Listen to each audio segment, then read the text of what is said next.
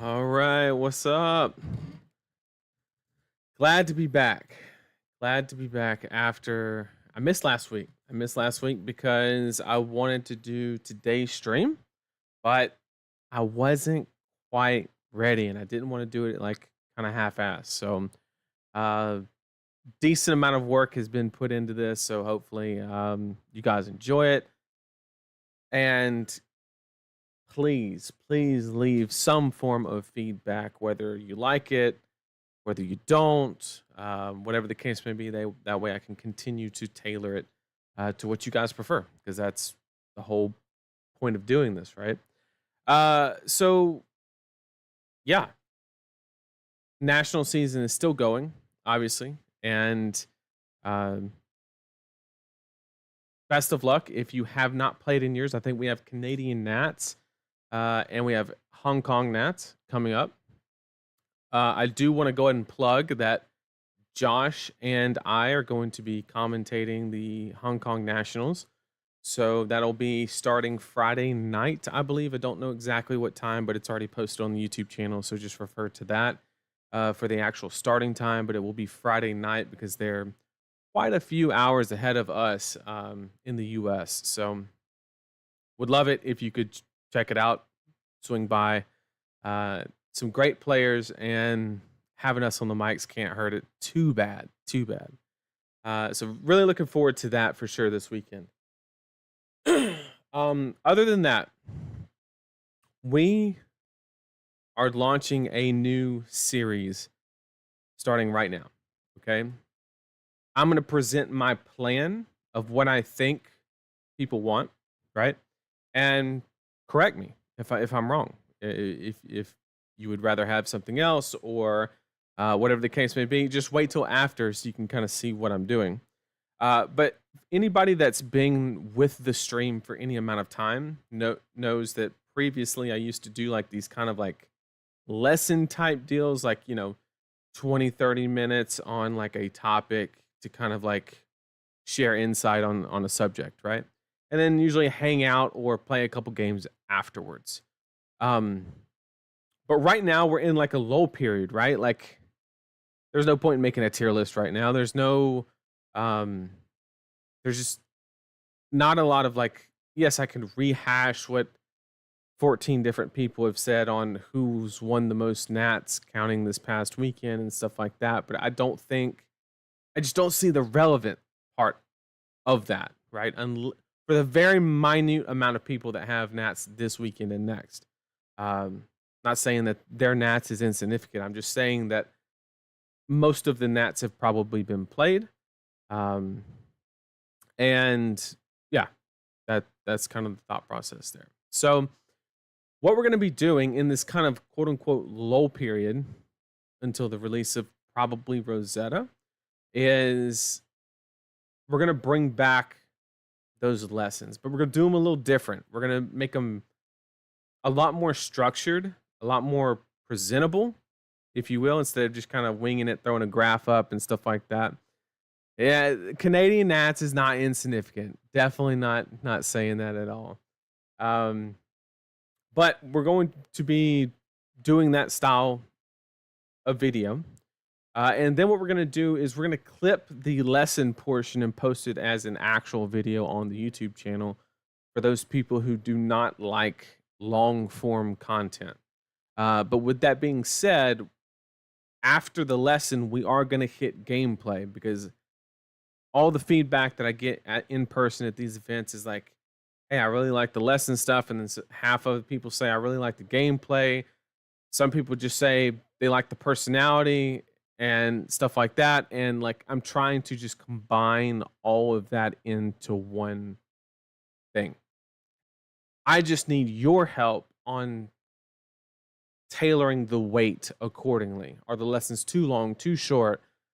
Is the gameplay too long, too short, and so on? So if you've never left feedback on any of the videos or comment or anything like that, I'm not even trying to like farm engagement or anything like that. Just message me directly on Discord, Twitter, leave a comment below, whatever the case may be, on what you liked, what you didn't like, maybe shorten this, lengthen that. I'm all ears on what everyone prefers. But we do have a question in chat. Hey, Nate, I know this might be kind of off topic. If you got the time, do you think Dash is worth picking up right now for someone with no Dash cards at the moment? She's really close to LL, but the cards are kind of cheap. I don't know if they're still cheap after her increasing performance, which was called on the tier list, FYI, you know. And I think I specifically said on the tier list that she was going to have a slow start, strong finish. And we are seeing that come to fruition. So I think she's worth picking up the cards. The cards are not that expensive. Are you only going to be able to play with them for 3 months? That's probably very likely, because what I can guarantee is there's no shot that she'll, I mean, I don't want to say no shot, but it's very, very unlikely that she will LL at the conclusion of Nat season. That's pretty improbable. However, the next ProQuest, RTN, whatever type of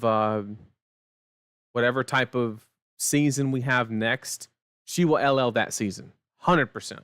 There'll just be too many points unless she's just like a dog in the meta.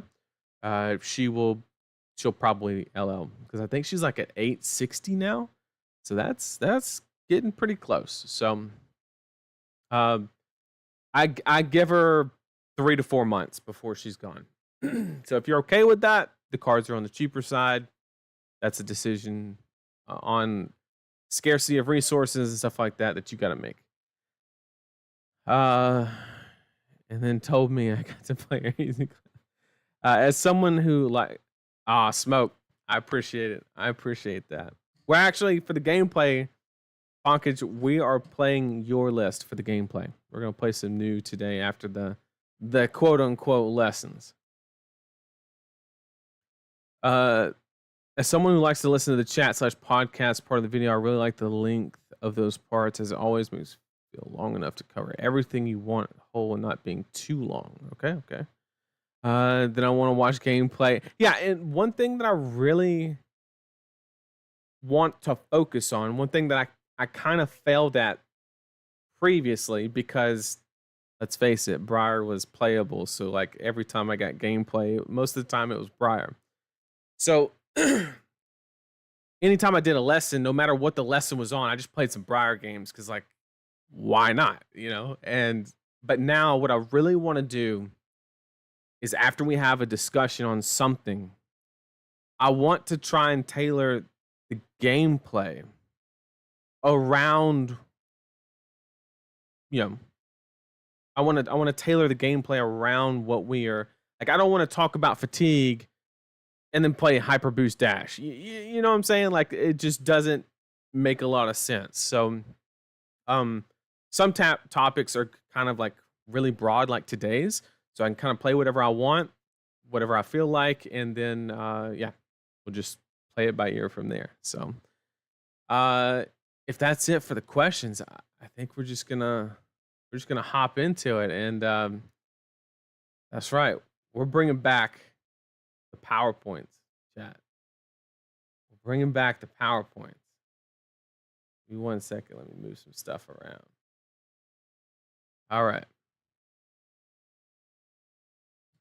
So today's topic is going to be basically how to value cards and evaluate turn cycles is like the most important thing that I really, really wanted to cover. And the purpose of that is I wanted to start kind of zoomed in a little bit. And then I have kind of like, I don't want to call it a curriculum because it's not like that structured, but I do have like an avenue that I want to take on going over these subjects. And what we're going to do is we're going to take like a really zoomed in approach at the beginning to cover a couple topics to get like a fundamental understanding. And then we're going to zoom out real quick, like way out, talk like macro matchup philosophy, stuff like that. And then zoom right back into the details. So it'll kind of be like a 3-part thing where we're starting a little zoomed in, a little micro, then we'll zoom out and then zoom back in. And it's for a very specific reason on why we're doing that.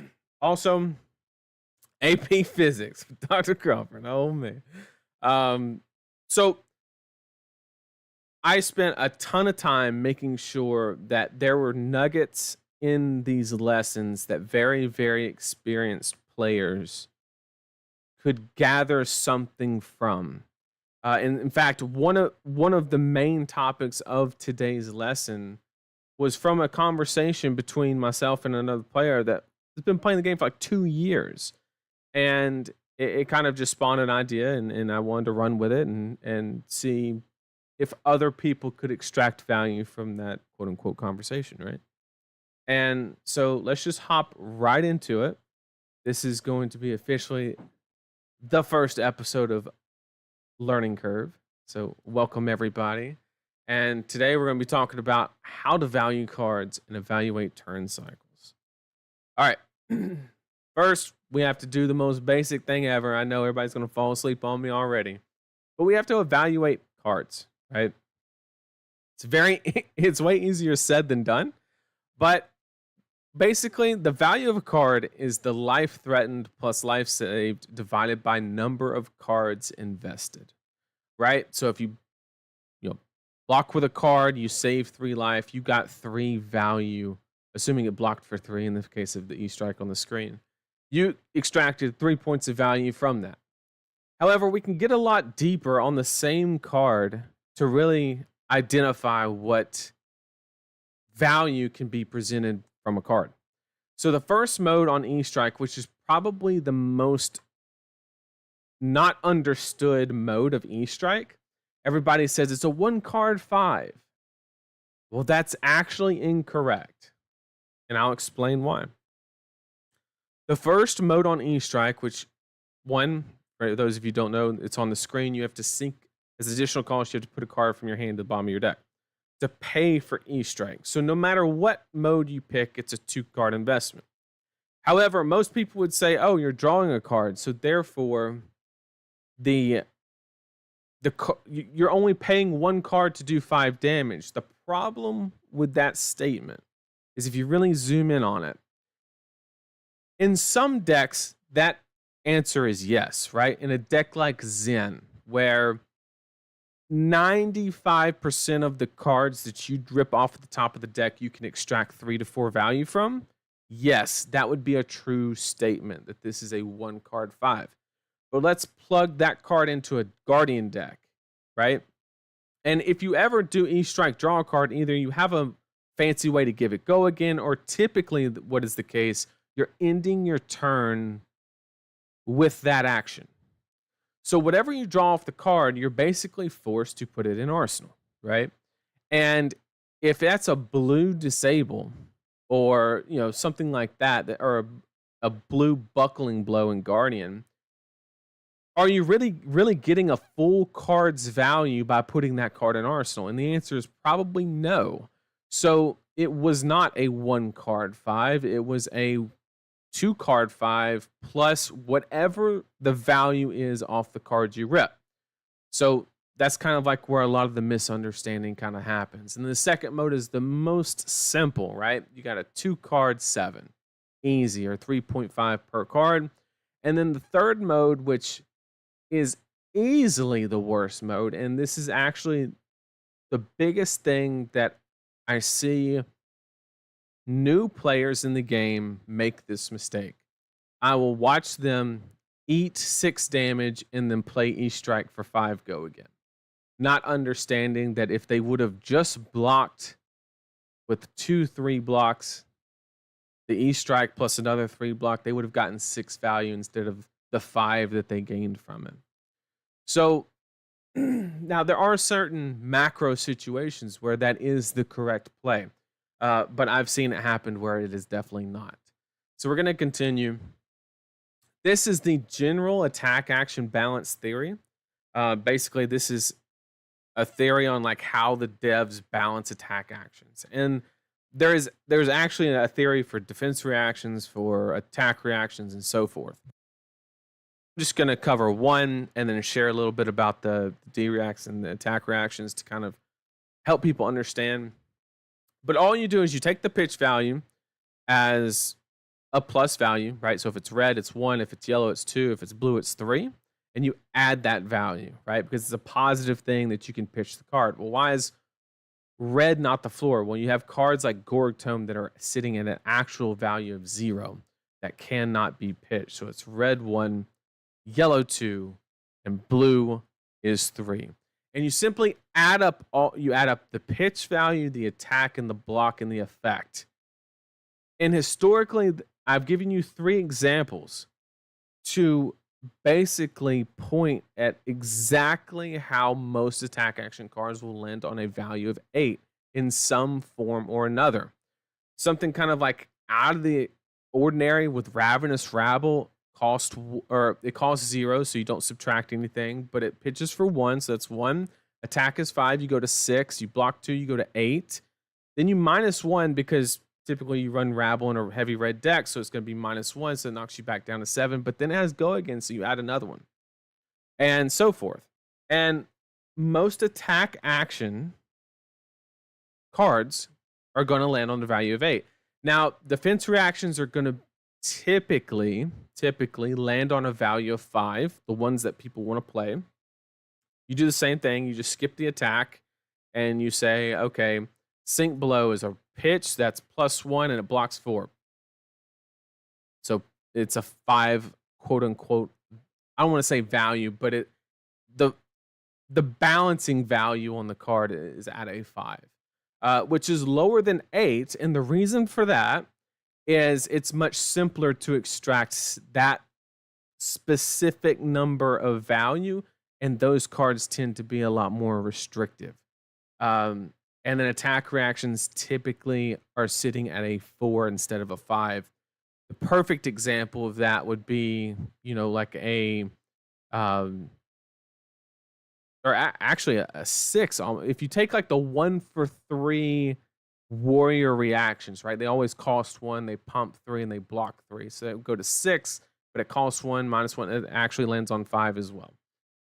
Nope, but then it pitches, so it goes back up to a 6. So just wanted to give this as an idea. A lot of people don't know about this, but it is a thing. Okay.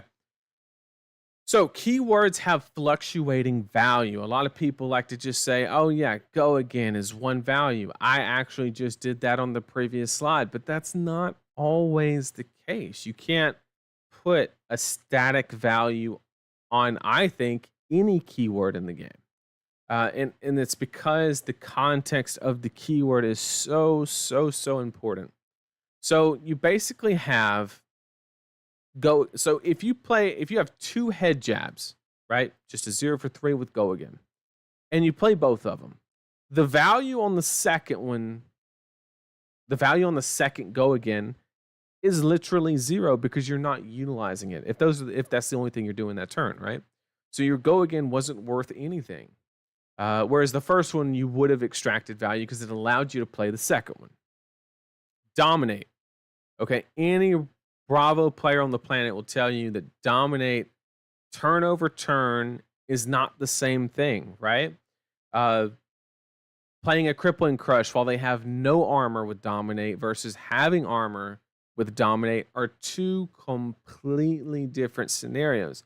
Now, there are situations in the game where it is correct to do the dominate while they have armor to get the armor to then get to the game state of presenting the dominate with them not having armor. So sometimes you have to take the less efficient approach to get to a game state of where you can actually extract that value. And then, of course, everybody knows Intimidate. It's only valuable if they want to block. Everybody knows that Rhinar is pretty bad into any like legit aggro matchup. And it's just because he doesn't produce the numbers. Intimidate has no text, basically. We've all heard that term. And then Spectra has a linear value that's correlated with the opponent's action point economy, right? Everybody, Guardians hate Spectra, right? And then, Room Blades and Ninjas historically have not really cared that much because they can always clean it up at the end. On hits have variable value based on the opponent's willingness to block, right? So throwing a snatch at a deck like Zen, of course they have the armor and it gets a little hairy there, but like, you know, presenting an on hit against a deck that does not want to block versus playing a CNC against a Decimator Axe Dory is like two completely different situations. So you can't just say, oh yeah, CNC has X value because it has an on hit. It's very shaky, and understanding that will help you sideboard those cards out is the most important thing. Um, that's like the most important thing, is understanding that certain things just don't hold the same value as you take things. Or against certain heroes, knowing when to take things out is very, very important. Okay, so we're going to break down the card types. All right, we have what I like to call extenders, right? Something that allows you to scale offensively. And they typically are going to be of lower value for obvious balancing reasons, right? Let's say Nimblism, added 4, right? And or a head jab came in for 4, right? Like, why would you ever run a sink below if you could just head jab for 4 over and over and over again and it wasn't conditional what your opponent did, right? So typically they have a lower rate / value, but if you draw a bunch of them in your hand, which we're going to get to what it kind of look like, and then most of the time some of them have a condition like pommel. You got to play it on another. You have to have another attack to play it with, or on your hammer or whatever. And then Nimblism obviously is going to require another attack action to be paired with it. And then of course they're going to have lower block values because they're meant for offensive output. So the opportunity cost built into it is going to be into that defense value typically. Looking at an example in a hand, right? What do I mean by an extender is if Nimblism was another Snatch or another Warmonger's Diplomacy, the hand did not scale anymore, right? Like you basically have a couple lines where you can go E-Strike, go again into Snatch. Maybe a weapon swing if your deck has that built into it. But Nimblism just allows you to scale the offensive output, and even E-Strike to a certain extent is also an extender if you use it in the correct manner. Allows you to extend the hand offensively and really push the numbers up. But if you notice on all the card or some of the cards, the block values do suffer. Just keep that in mind. Then you have what I like to call restrictors, kind of the opposite of extenders, where they have very, very high initial value when played, but they're restricted on how they can be played, right? We're thinking Eye of Ophidia, right? Or any like legendary gem. It can only be pitched, right? Which can kind of hem you up in some spots. It can not hem you up, but just pitching a blue and getting extra value is absolutely insane in the game of Flesh and Blood, but it comes at a risk. They do not scale, like I said, and they typically have higher values. And then during some game states, they can be considered a brick. As an example, and then don't put too many in your deck as well. As an example, let's look at this hand. If somebody threw a CNC at you, right, you're basically screwed because of the Heart of Findel, right? If it was anything else, you could just block with what theoretically could be a blue 3 block, and then CNC, and then hopefully like scrap together. You could arsenal a D-React or something along those lines. But let's say that it's not even the worst case scenario and they didn't send a CNC at you. If you draw this hand, whether your opponent has assuming you don't have like a weapon that's static on the board, drawing the Heart of Findel basically says, hey, you're going to cast this Command and Conquer unless you sink it out of your hand. But then you're taking a lot of risk because if you don't draw a blue, then you don't have then you're not doing anything, right? So there's a lot of risk. Basically, having Heart of Findo in your deck can force you into some situations in the game that a lot of people kind of overlook. If you've played Icelander, you know exactly what I'm talking about. And just like this example, drawing Heart of Findo just forces you into playing that CNC because you just can't do anything else with the card.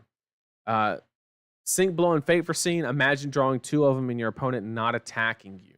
You know exactly what I'm talking about, right? It's just a dead card. It doesn't scale in any way or anything. It's conditional to extract value from it. Your opponent has to attack.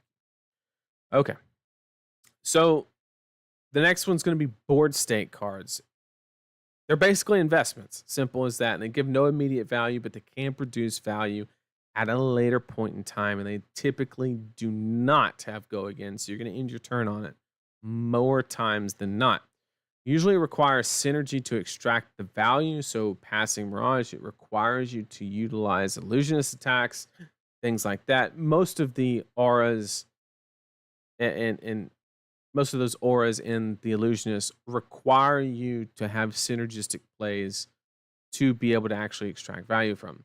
But some stuff like E-Pot, like anybody can play E-Pot, but if New popped an E-Pot, there's no way she's getting 3 value from an E-Pot unless you just have like a E-Pot pummeled deck or I don't, just something off the wall crazy. Don't try that at home. It's not good. But Kano has almost infinite scaling with resources. So he's one of the few decks that can extract a ton of value by playing that onto the board and then utilizing it on the turn. That really, really matters. And these cards always suck at blocking because if they did block well, there would be no opportunity costs associated with running them, and everybody would run them. I thought about not making this slide because there's literally like nothing to say here, but attacks are attacks. It's like as simple as that. I will say that there's one little nugget I can give, and that is there's a huge difference between positive and negative disruption. I have an example on the screen of Snatch, which is a form of positive disruption. Positive is in you gain a benefit if the card hits, and then CNC would be a negative disruptive effect. And why is that important, knowing the difference in kind of how it interacts in the game? Well, certain decks have the way that they combat other decks, you gain more from positive or negative disruption accordingly. I'll give you an example. Typically, in the history of Flesh and Blood, if 2 aggro decks are going at each other, okay, the way that one aggro deck prevails over the other is usually never negative disruption. It's usually more on hits as far as like positive disruption. Because typically in the game of Flesh and Blood, your negative disruption has a higher cost curve. And those lean aggro decks do not want to play those cards because it kind of drawing them kind of disrupts the deck in and of itself. However, let's say you're trying to punish an aggro deck and you're not an aggro deck. Then the negative disruption is the way that you target that deck and vice versa, right? So that's very important on kind of how to differentiate between the two and when one is worth it and when one is not. Okay, and then I think, which is the last one, we have combo cards, right? And they just enable certain win conditions, and they typically require other cards / game states to extract the full amount of value. A good example is having 1 Lumina versus 2. One's depressing, one's not. And then Wildfire, of course, everybody knows that one. And then you have the good old-fashioned ALS loop. And however, most of the time it is kind of subject to arsenal disruption because typically anybody that's ever played against Bolton or with combo Bolton, you know you always put the Beacon or the Lumina in arsenal. Typically the first one is Lumina, and you wait and draw the other piece. So you're really worried about that arsenal disruption. Some can be consistent, some can be inconsistent. I would consider, the ALS loop and the Wildfire pretty consistent, whilst Bolton's, it does happen, but there's no way that you can make plays to expedite it. It's just how close to the top of the deck is it kind of situation. So you're kind of just at the mercy of the cards and how they're shuffled. Whereas the other two, you can lessons for it to get it early. You can opt more, stuff like that. And then Prism can do whatever she wants with her deck half the time. Okay, so now we can discuss the turn cycle evaluation and kind of like giving us a reason on why we care about the card values. I'm going to just put out the math. It's super simple. Turn cycle value per card is once again damage threatened, damage prevented, divided by cards invested. It's basically the exact same equation that we looked at for card value. It's just talking about a time period of a turn cycle. And the turn cycle is going to be the end of your turn to the end of your next turn. Newer players often get to where they're like, oh, is it just my offensive turn is the turn cycle or just the defense? No, it's the combination of the two. That's obviously very obvious for people who've been playing the game for a while. And the arsenal should be viewed as investing value from the current turn to a later turn. However, there are exceptions. Basically, the very concept of the ponder token kind of renders that sentence invalid in a sense because you are not allowed to play your pondered card, right? So that is effectively, I don't want to say a free card because you had to earn it, but it should not be viewed as investing in a later turn. Whereas instead of playing the Nimblism, you arsenal it for a bigger next turn, that would be more support what I was referring to. On rate is typically considered around 3.5 value per card in the game of Classic Constructed over the length of the game. But some decks can obviously push, some decks I've seen as high as 40, 50 per card, per turn, which would be what? If you did 3.5 times 4, that'd be 14 per turn cycle. So if somebody was at 40 or something, they're roughly at like 3 times the average, give or take. So that's pretty outstanding. But you're looking at about 14 value per turn cycle is kind of your goal to be on rate in the game of Classic Constructed and Flesh and Blood. Okay. Let's look at this example. This is kind of where we had a conversation in the Discord, and it made me think.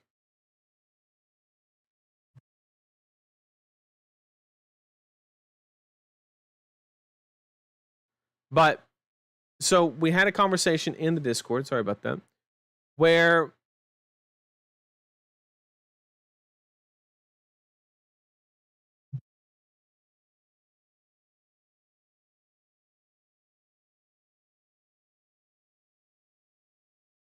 sorry about that, everybody.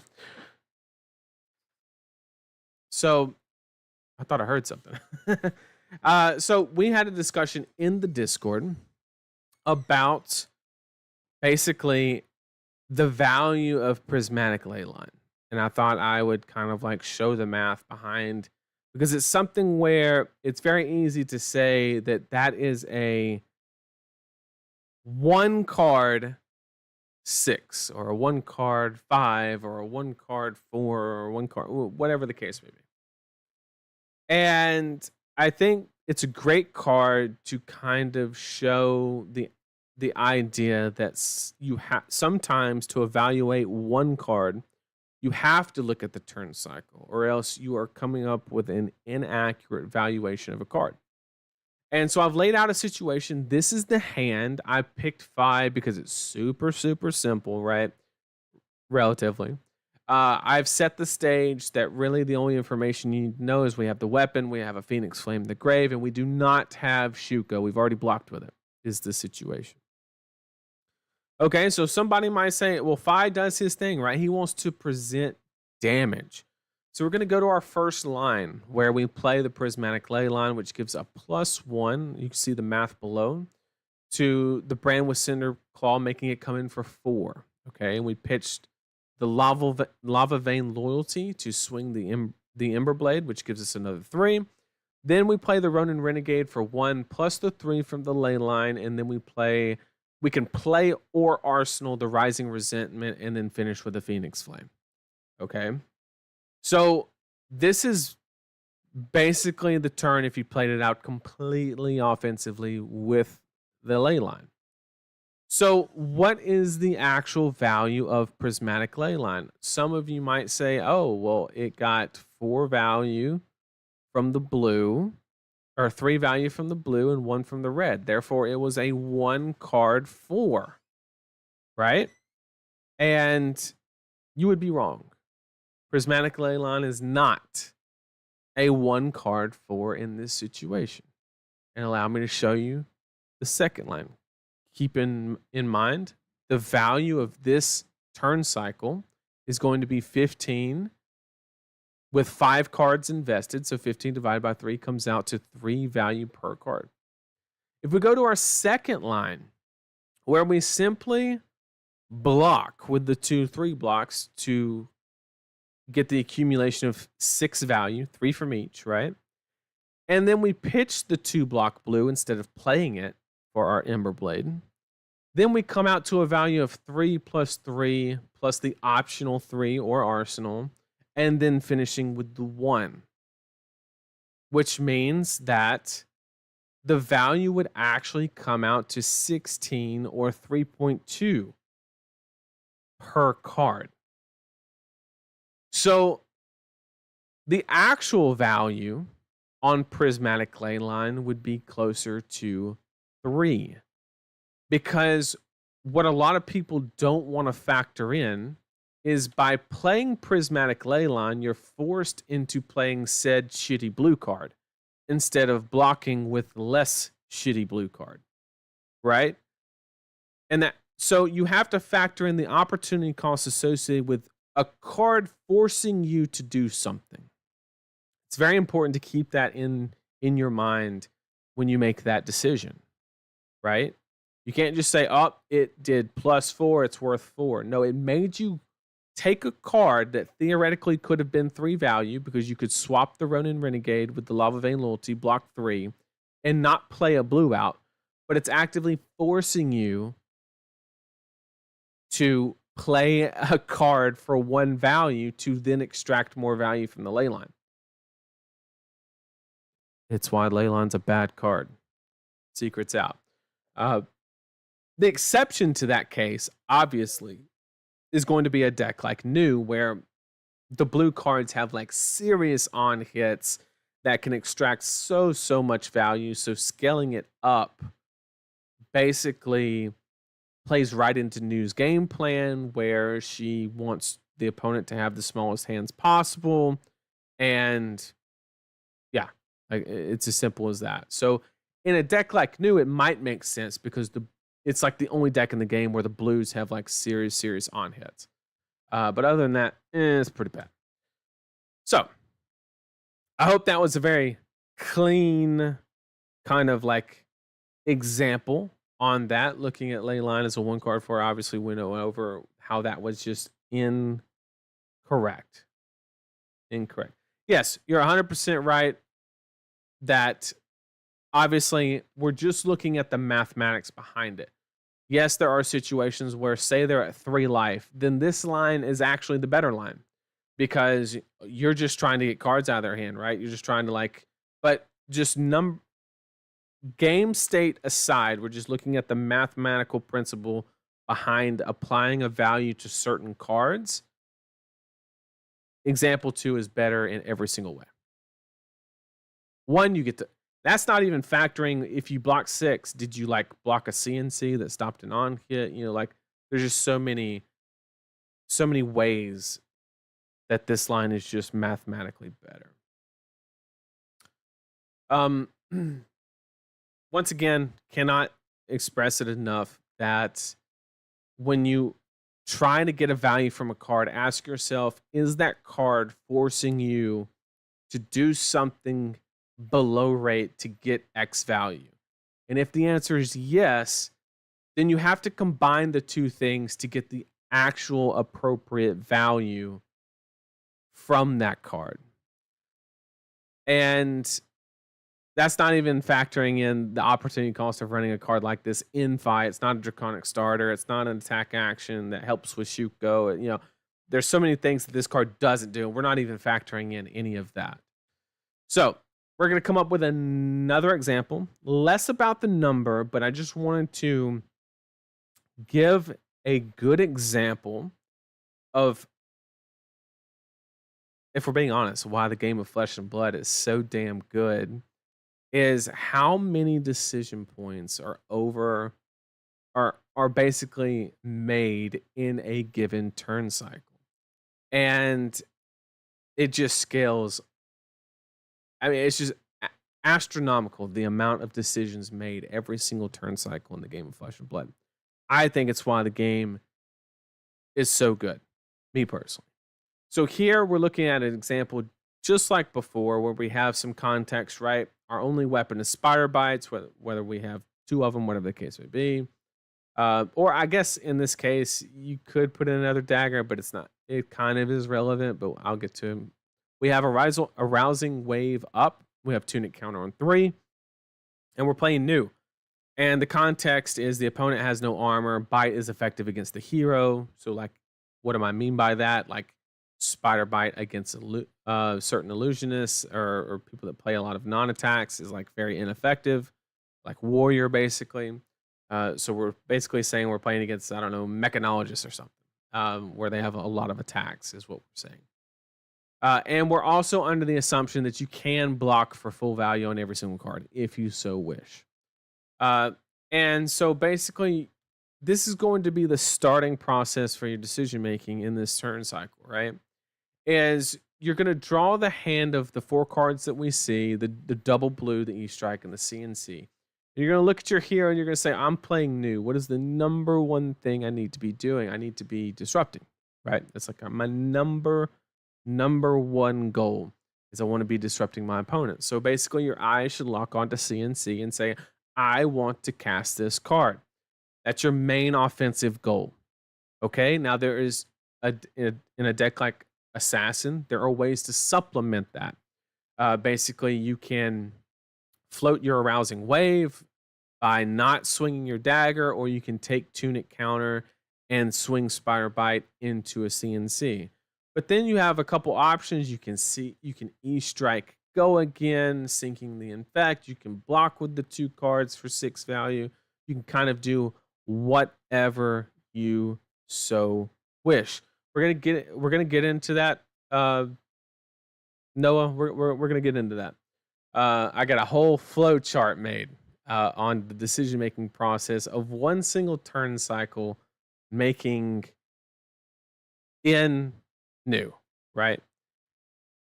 This is why Flesh and Blood is amazing.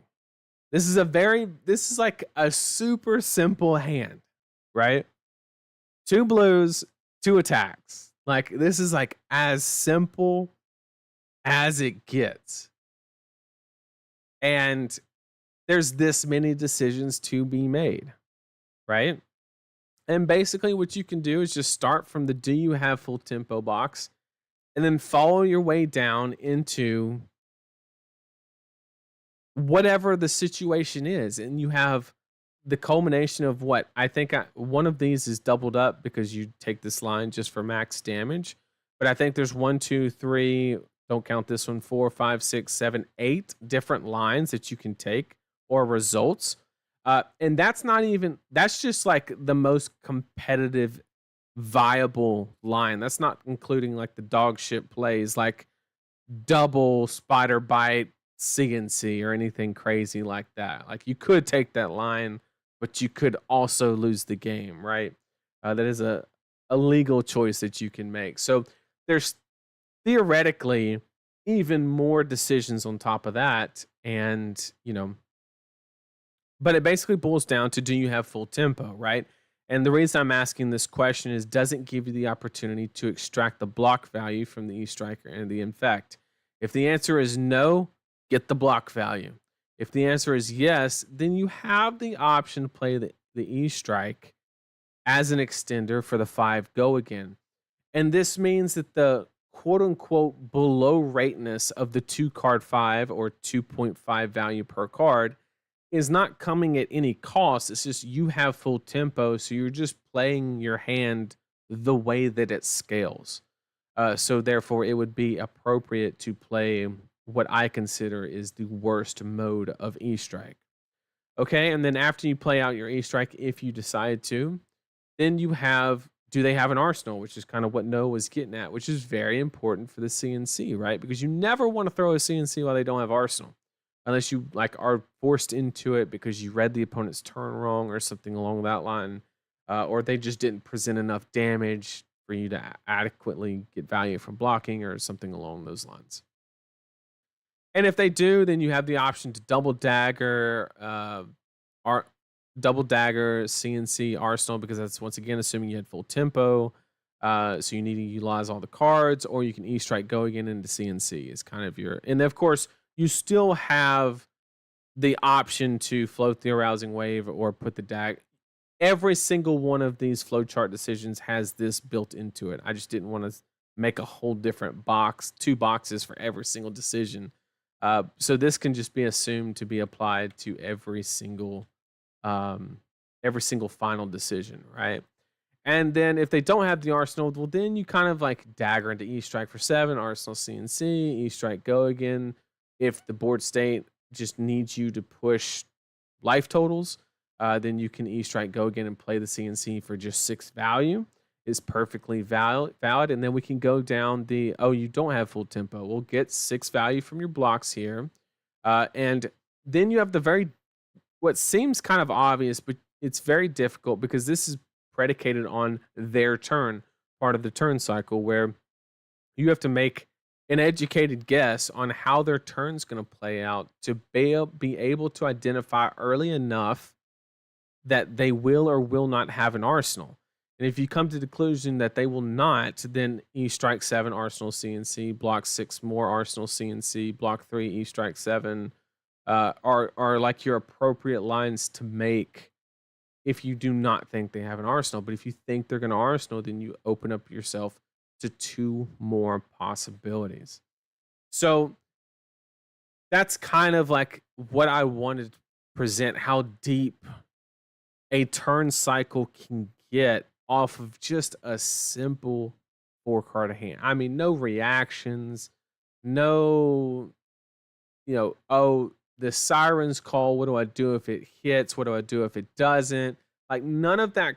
This is as easy as it gets, except for like playing something like Fire or something, But like this is its most basic, and it's actually kind of daunting. And so, if anybody's playing Flesh and Blood at even a casual level, like look at the decisions you're making without realizing, and it's actually pretty fucking cool. I'm not gonna lie. So this is just off the rip flowchart for basically this 4-card hand. Just once again, I wanted to show the thought process going down a turn cycle to extract the maximum amount of value after giving everything a numerical value, so that way you can basically do. If anybody was to ask me what is the best way to consistently win armories, like that was their goal as a player. They weren't trying to win a calling, they weren't trying to win the Pro Tour or something like that. They just wanted to be like good casual. I would say today's lesson is what they need to know, right? Just knowing strong value and have awareness. Those are like the 2 most important aspects to just be like hitting that threshold to where you can like start to win, you can start to have the ability to win most games. Now, sometimes you're just going to get outplayed, and that's part of it. Fab has a pretty strict learning curve, but we're trying to reduce that now. So, and if that wasn't enough, just to give a glimpse, and this is kind of like hitting on what we're going to kind of be getting into the next couple weeks, is we just went over the numbers, right? E Strike for 7, good. E Strike 5, go again. Most of the time bad, but sometimes appropriate. There's a lot of macro strategies that supersede just playing by the numbers, right? A good example of that is playing against Enigma, right? Like Enigma builds a board state, and if you do not clear the board state, they get astronomical amounts of value. So play blocking 6 with your E strike and your other 3 block if they have a board is usually very, very wrong. Even if the numbers are bad, because you're just going to allow them to do better math, is what you're doing by making that play. And so we didn't even consider, macro strategies like that. And then being able, I cannot stress this enough, being able to accurately map out the possible conclusion of your opponent's turn is one of the most important aspects of maximizing value, right? Kind of goes with like the block down priority. So I'll kind of dig a little bit deeper into that. But like taking this hand, like the least important card is one of the blues. Okay, so after you block with one of the blues, say early in the chain or something like that, you then have a decision. You have to read what is your opponent going to threaten anything, right? If you hold the E strike too late, then you present a situation where you can't you kind of limit your options if you wait a little bit too long. But if you block a little too early, then maybe they have a weak ending to their turn and you would rather keep the E strike for your arsenal, right? It's kind of like some really big points to kind of consider. So the flowchart did not even factor in things like life totals, cards used / not, how many of this are left in their deck, how many of this is left in my deck. Because there's lines with the CNC of like, oh, I don't have one engraved for Codex, so maybe I need to block with it and then just E strike for 7. Like that's a whole nother branch off of decision making on the macro scale that wasn't even considered. And then of course you have opponent on hits, do we need to block? Do we not need to block kind of situation? And then once again, graveyard state, like I mentioned before. 4 cards like Codex of Frailty and whatnot. So that is going to kind of conclude the first lessons of learning curves.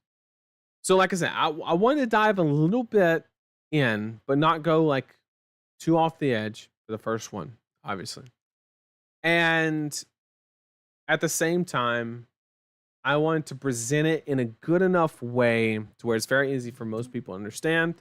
And hopefully they got some amount of value from it. Once again, I am all ears for feedback on whether that was too much, too little, go deeper, you went too deep, whatever the case may be. I would love feedback in any form, comment, message me on Twitter, message me on Discord, whatever the case may be. I would love the feedback. 100%. But now we get to do the good stuff. We get to play some games. Just interact with chat, hang out. Like I said, we are going to be playing Smoke's list, Bonkage. We're going to be playing his list. Just some random games, nothing planned, nothing crazy. This is the list. I'm sure everybody's seen it by now.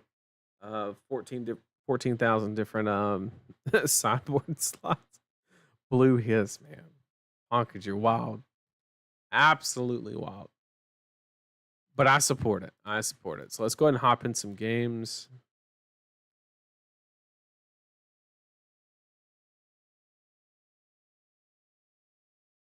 Let me just get this window up over here. The value. I thought it was a 1 card 6 and 5. Yeah, who knew? Dun, dun, dun, dun. All right.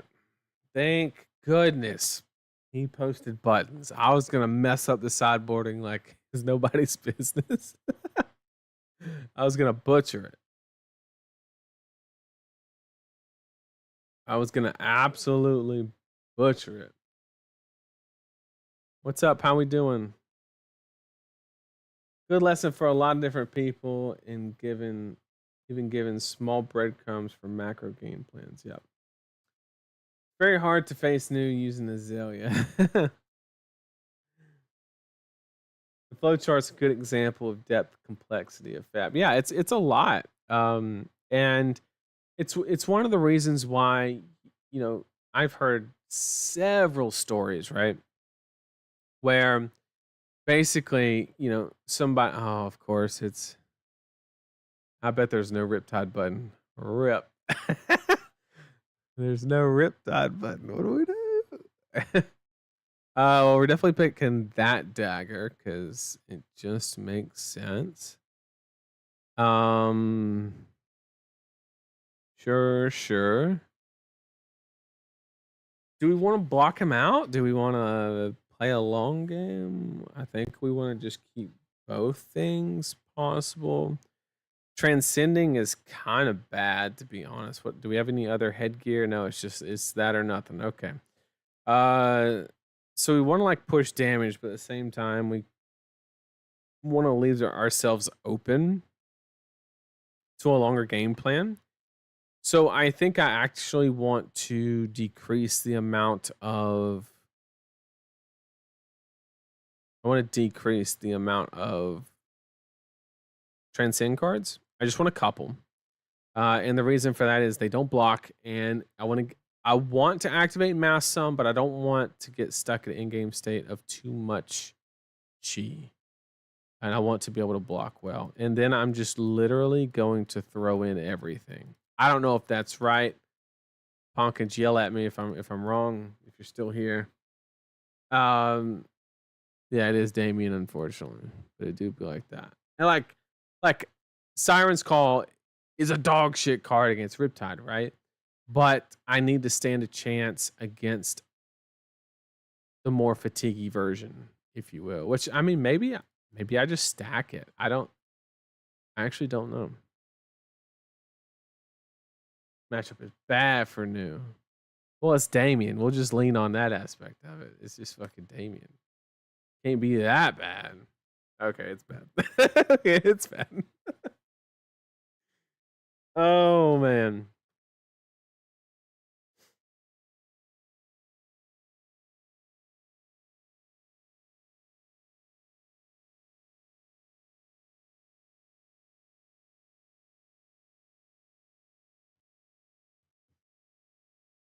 Collapsing trap me. Got him. Got him.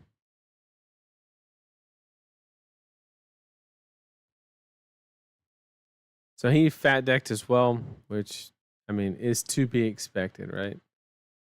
So we just gotta. It's an uphill battle, but we're gonna try our best. We're going to try our best. See what we can do. All right, he's starting off kind of hot. I'm not gonna lie.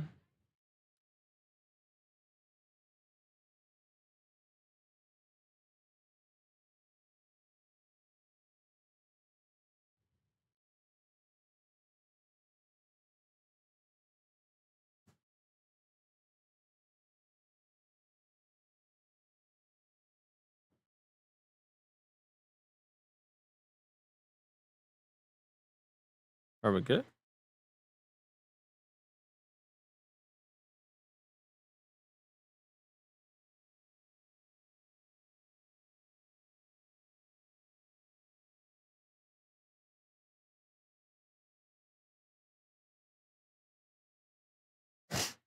And I think we'll. The problem is, I think we'll just keep that.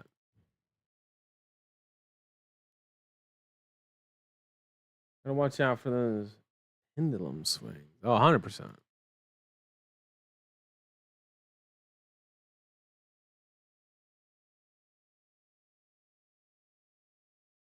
The other option is we could have pitched this card to swing Spider's Bite, which is valid.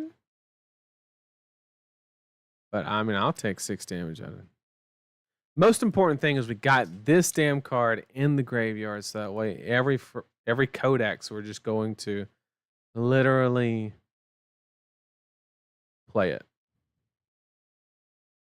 Okay, so this technically does have an on hit, but it also technically does not. Um,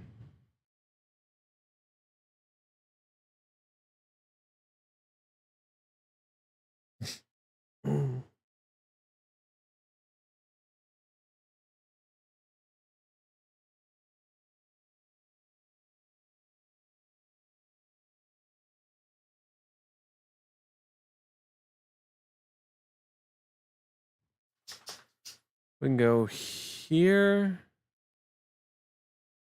This is tough. Okay, so I don't really care about this damage. It's just damage. I don't really plan on doing that.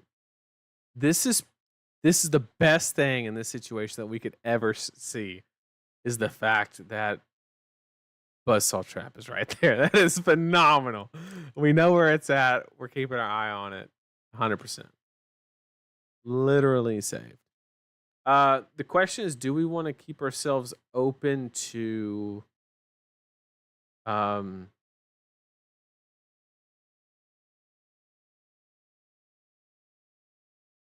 do we want to keep ourselves open to collapsing trap? Because we have not seen that. So if we lead with a bite, he can just kill the hand, and then we draw something random and it may not actually matter. So I'm going to, I know we're using our armor early, I know. But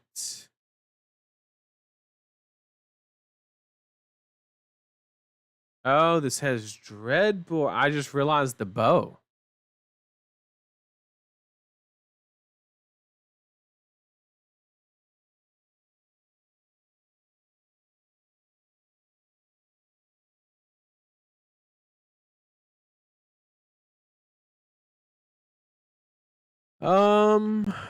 Okay. I guess that's actually fun.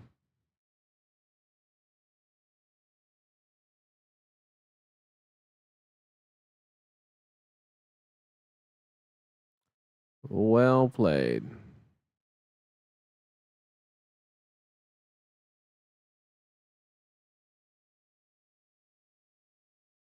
This D-React hurt, boy.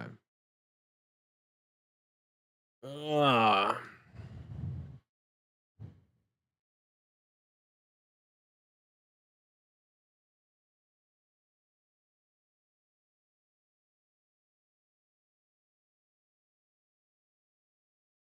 I mean, we can't play that and pop that. We don't. I mean, we could. Is that worth doing? Is that worth taking? I think we just have to keep cards. Crazy as that sounds. And then I know this sounds crazy. I think Tunic worth 1 value here. I guess it is. Or wait, it's worth 0 value. Psych. I forgot. I forgot about the frailty. I saw the 0. I was like, oof. Oof. That's actually funny. That's actually good. Okay. So this hand is like kind of not good. Okay. Okay. Okay. Okay.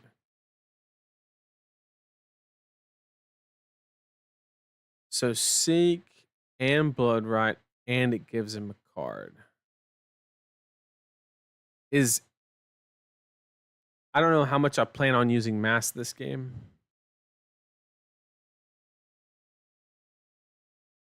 It's not worth giving up Tunic. There's absolutely no way. And the reason I blocked with the black tech last turn is I was going to play Bonds, and I needed to play just a Nick, then take the Tunic counter, Venomous Bite. I don't get the Fang because I haven't pitched a blue. I was gonna pop Whispers to make it my third reaction.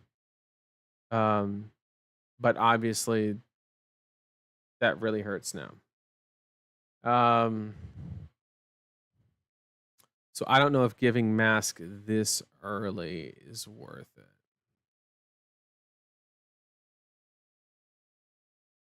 That's a lot of damage that we would take. I mean, it literally blocks what a whole card plus.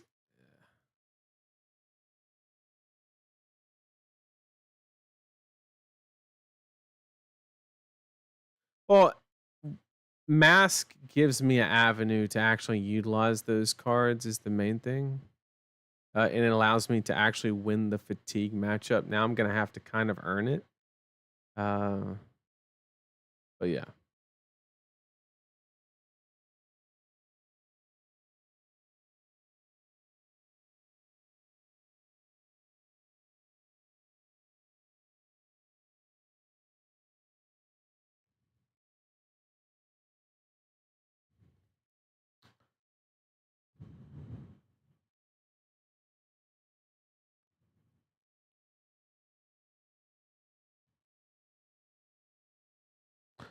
Okay, we can block 5 and then tune and counter that for 9 and then just rip that for that.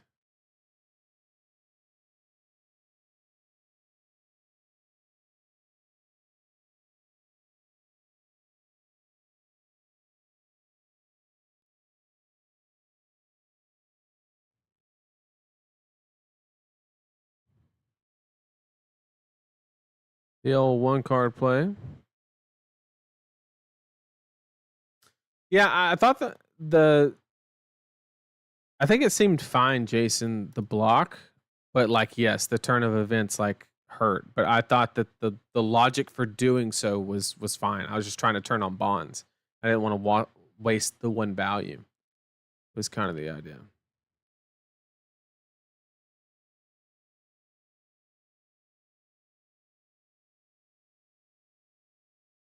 Actual rep.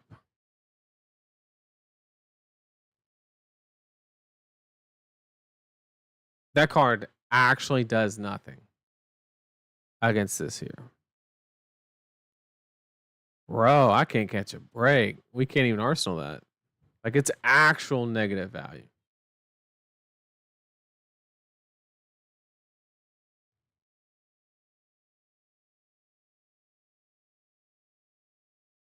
We're gonna take this one.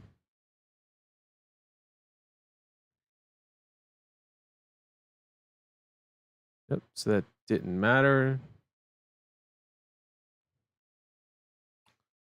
Drill shot. I only got one piece of armor left, so really don't care about the on hit. So what we'll do is I think we just always get CNC.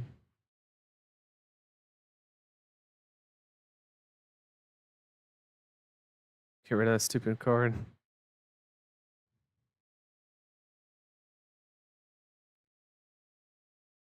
Oh, he does have a frailty.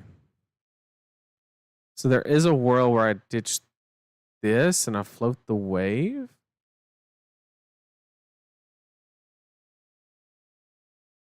Is that the better line? Do I discard this, block with this? Because I wanted to do, because I have a 1, so I wanted to go 5 into here. That's what I wanted to do.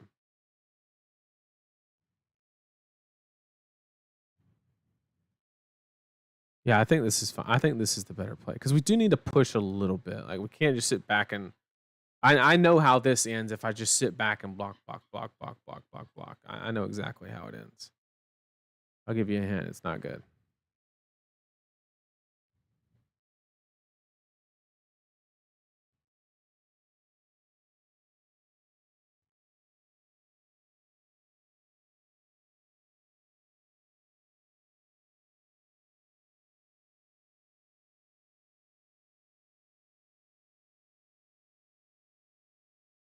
Good break point. We probably get this maybe even New Horizon on the jam, depending on what he plans on doing.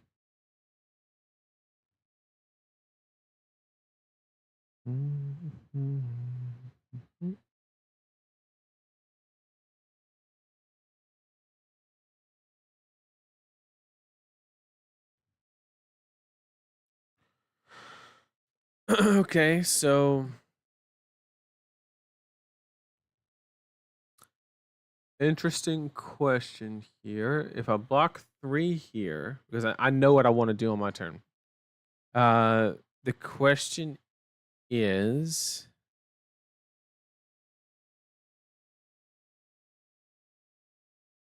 if I block 3 here, he could play as a 0/0. So that's going to be Searing Shot with some type of on hit, which if it's Blood Rot, it's worth more. So I have to leak this is the problem. I was thinking of, do I get more value by throwing a 3 block here and then not covering it up? But I think a Blaze with Blood Rot or a CNC, that too. Um,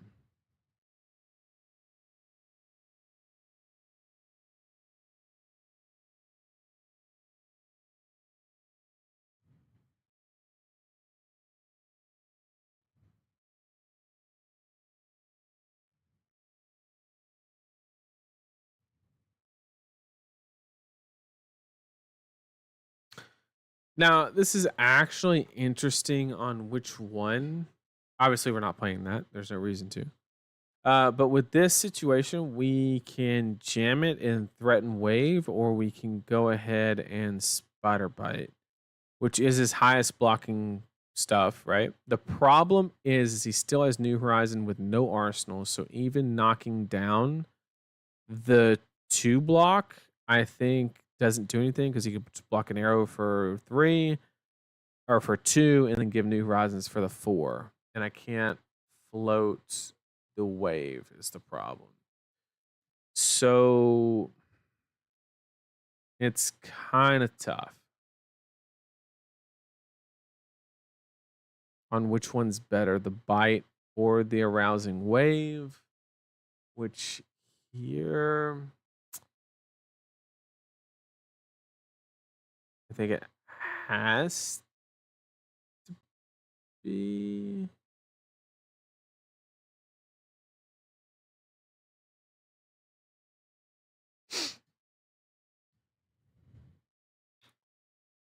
This is tough.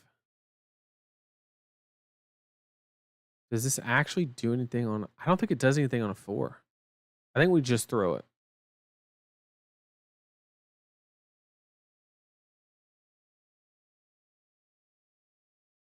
I really don't think the spider bite. I guess maybe the beckoning is the better line, but this is doing the same thing. He's probably giving New Horizon anyway, and I really want this for this next turn. Is really the idea, because then it's really gonna hurt.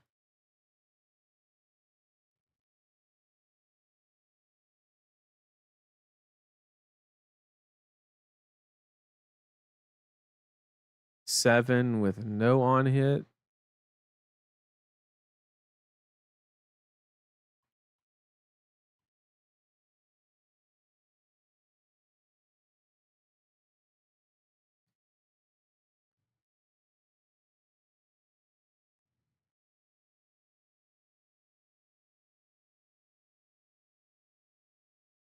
I don't think he has any traps in the grave. He does not.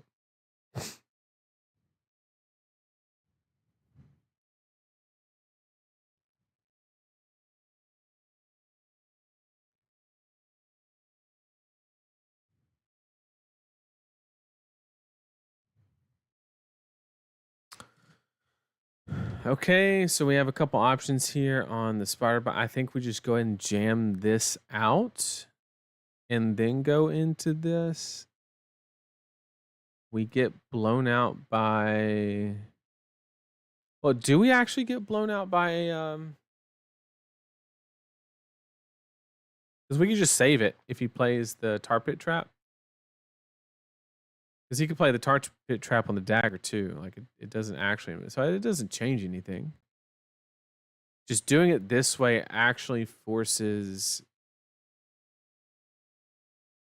If he wants to do the tar pit trap thing, then he has to basically. Okay, that's pretty good. We don't have a hand. And now this becomes useless because there's no arsenal. So If we dagger here, we got a 2-card 6. We sent looking for scrap, and then the dagger for 6 damage. Is it worth hanging on to this? I think it is. Like, this card's just such primo against Tide specifically. So it just feels like bad value, but it's either 1 or spend 1. So the delta's 5. It's a 1-card 5. I have to rip it. It's just a 1. It's a 1-card 5. I have to.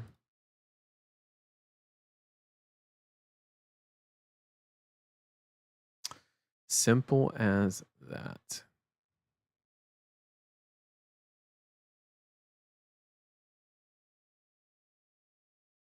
Okay. Bow has been activated, but against Riptide, that doesn't mean anything. So I'm going to wait to see what comes next. Got Rain to throw it in there anyway. So blocking didn't do anything in that situation for a battering bolt for 8. Okay. So Rain, we've already seen 2. So is this worth it? So we have the option, we could block 6 and send 6 for a value of 12, or we can block 8 and then arsenal a card. Which if we get 4 value, it still equals 12. I think that's actually the play, believe it or not.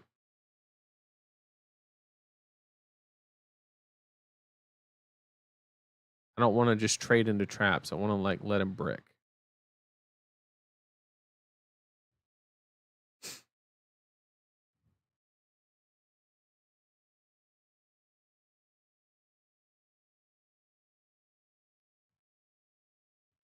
I did not factor this into my decision.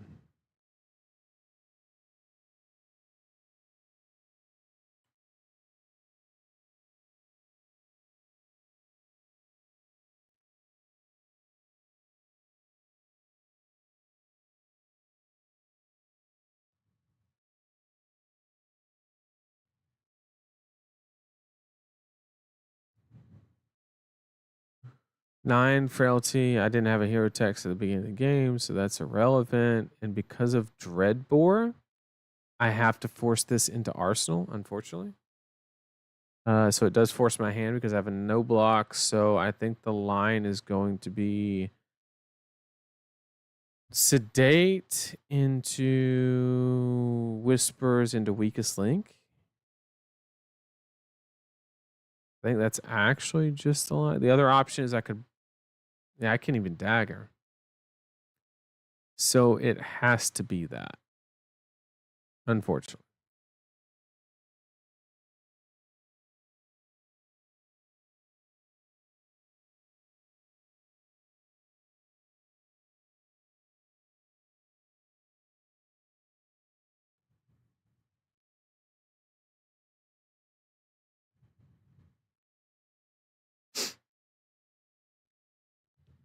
Jason, you weren't kidding about this being a bad matchup. I have no hero text. I got hit with a sleep dart and don't even care.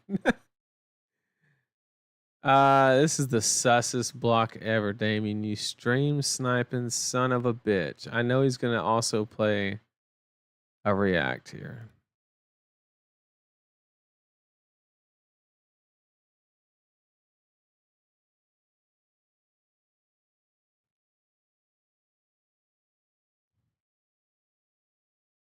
I told you. Stream sniping son of a bitch.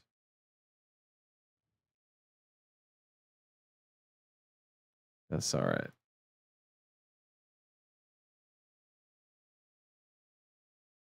Okay, so we can block here. We can Arsenal 1. We haven't played a single.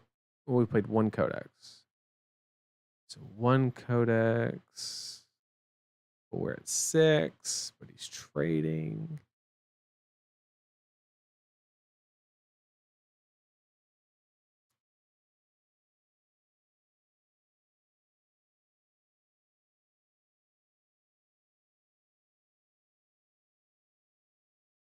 Was that grains that I had? Yeah, I could have grain. You're right. You're 100% right. I mean, it still didn't make it over unless I popped wave, but popping wave defeat. I guess I could have tunicked. Yeah, you're right. I could have got over. No, because then the on hit doesn't trigger. So it getting. I'd rather keep the +1 later because I don't get anything from the chi. Like it being a chi is completely irrelevant in this game because I don't have mask.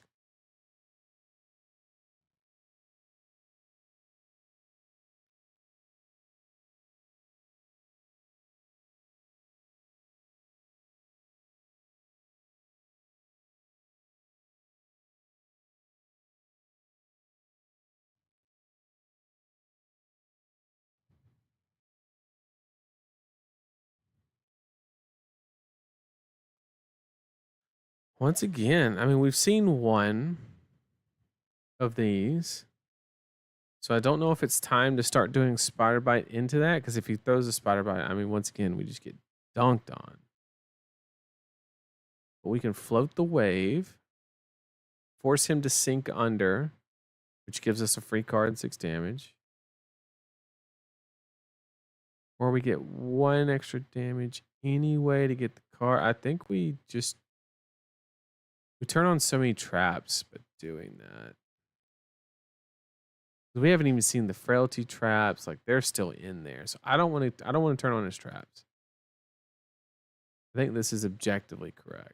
Just float the wave. Or just, yeah. So we got a card and 6 damage from 2.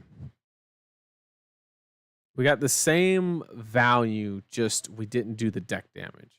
Which obviously, given the life totals, that's not what this matchup's coming down to at all.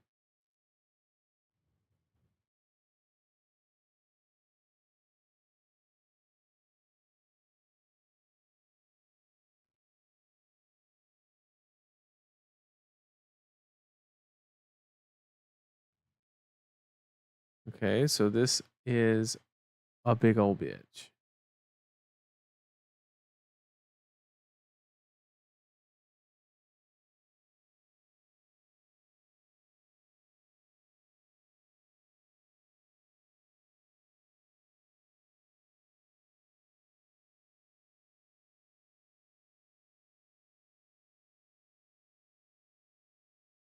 It's very risky. R-storing this reaction could actually get me killed.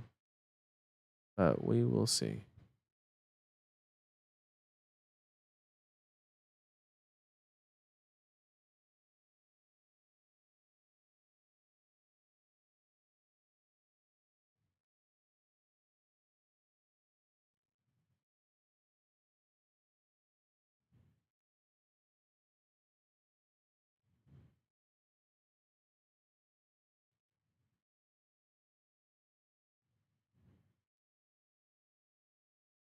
Hmm.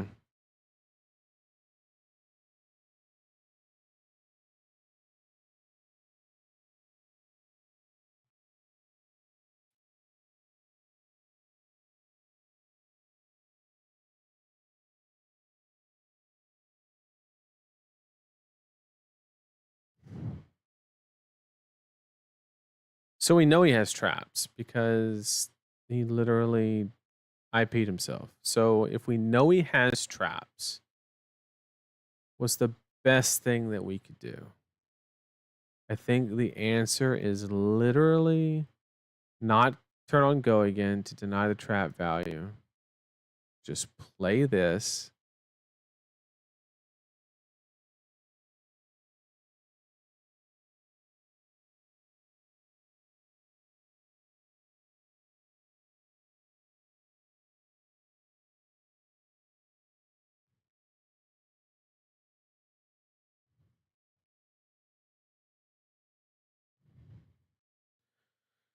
We can play homage here to gain a resource. The problem is that does put a no block in our hand. We do have an out for it. Like we can always just E-strike it. So there's no like, the problem is we're forcing ourselves into that line.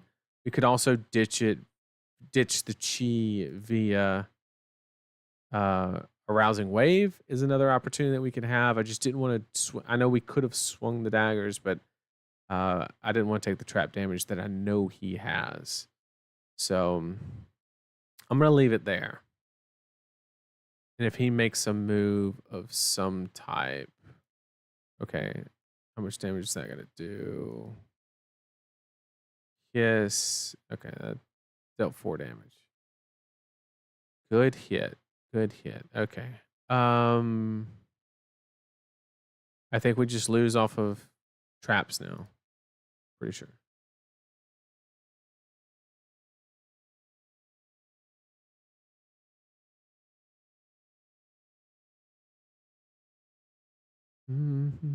Yeah, he's just gonna kill with traps. Okay.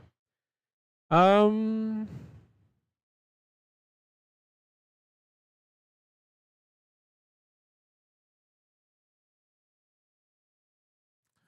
mean, is there any way? So he just passed with 2 cards in his hand.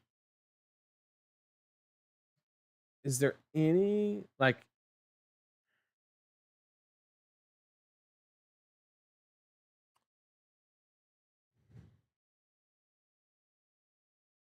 He obviously thinks he can kill me with the traps. So I wonder. I obviously we can do a whole. We can dagger, strike, seeing. We could do a lot, but does that get us killed? Is the question. Um, or we could just play CNC. The problem is he's ahead on deck. I think we just have to gamble. I don't think there's any. I don't think there's any like chance that we can take.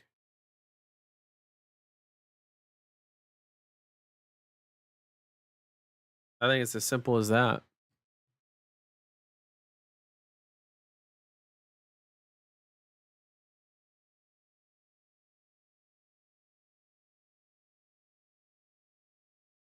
I don't think there's any like. I know this is gonna get me killed, but like I don't win the game anyway.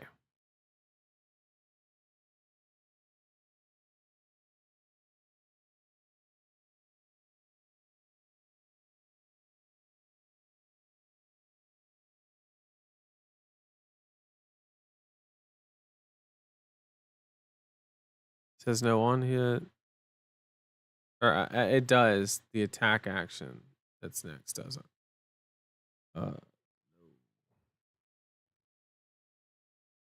Which means it just doesn't have tech. The good part about it is he can't play traps and like absolutely kill me, which is nice. Cancel. We take tunic here. So there is at least that, and we have a good 1-card play. But I mean, it's just being at 1 against Riptide. I mean, there's just no, unless we have Sigil. Like I don't think there's any way out. We know Buzzsaw is like 2 cards. No, not about 8 cards down. I think we're 3 hands away from Buzzsaw. He's pitched early. We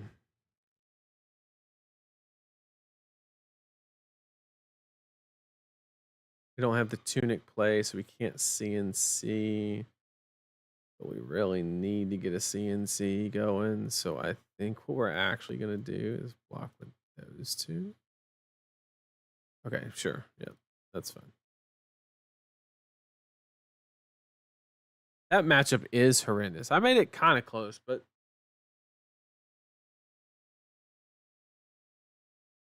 I think the sideboarding could have been better.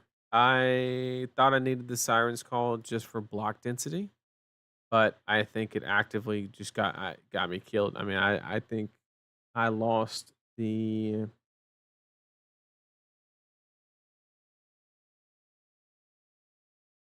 Yep, you're right. I should have just activated new to get it out of my hand. You're right.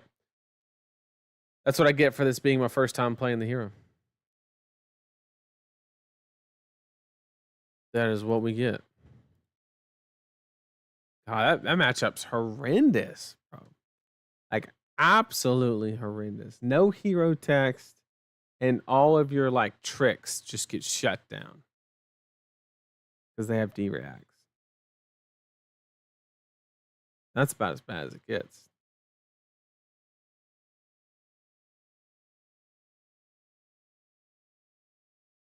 But I know like just doing the raw CNC and Pat, like I don't know. You just don't win making that play. I know I was gonna get pinged to shit and back with the traps, but I just don't think you actually win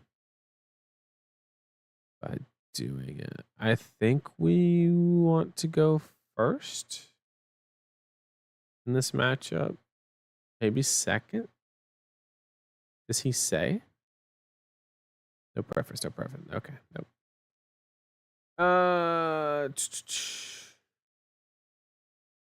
Let's see. Start with tempo. I just like start with tempo, to be honest. Gotta be a KO button. Okay, let's see. Obviously, we did Spider Bite because they're attacks, and we take out Hiss. The 2 blocks makes perfect sense. Run it. Run it. Flick Knives, though. What's the thought process there? Cast Bones? The fuck? When does that see play?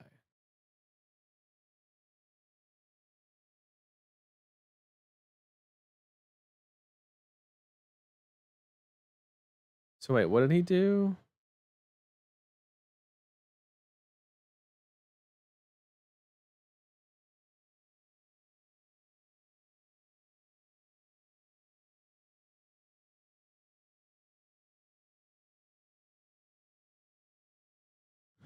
I think we just Spider Bite into Sensor and then call Wild Ride.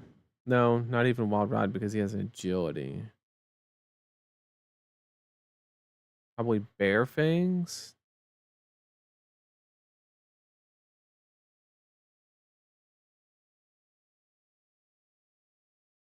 Gotcha. That makes sense. I'll keep the D-Reacts because we kind of need them a little bit in this matchup. I don't think Surgical's actively doing that much with this much armor is the problem. Maybe it's correct to just play it. He revealed basically Bare Fangs, 2 Smash Instincts, a Wild Ride, and a Savage Feast. I guess Savage Feast is like the worst offender. He blocked it anyway, so we don't even have to think about it.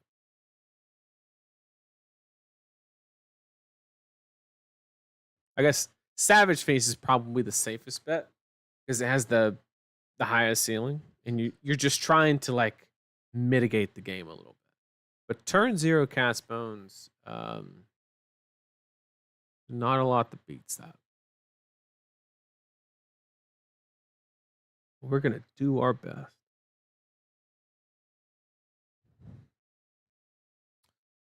Yellow Bear Fangs. Okay, we need to make sure that we play around CNC and Sin Packing, so we're gonna go ahead and leverage the old.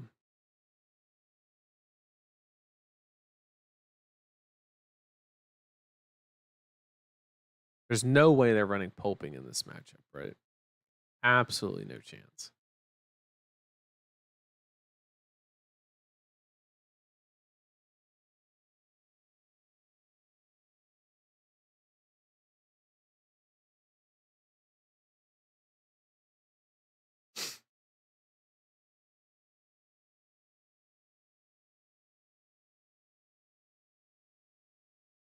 Popping chest already.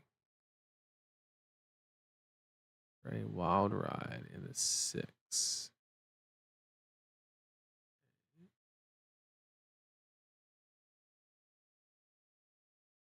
I mean, it's a good fucking turn. This is gonna have any value because they're just going to not Arsenal, clearly. It's the whole point of this turn. So I think we're just going to block out and Arsenal this for protection. Because it's not actively doing anything. Sure.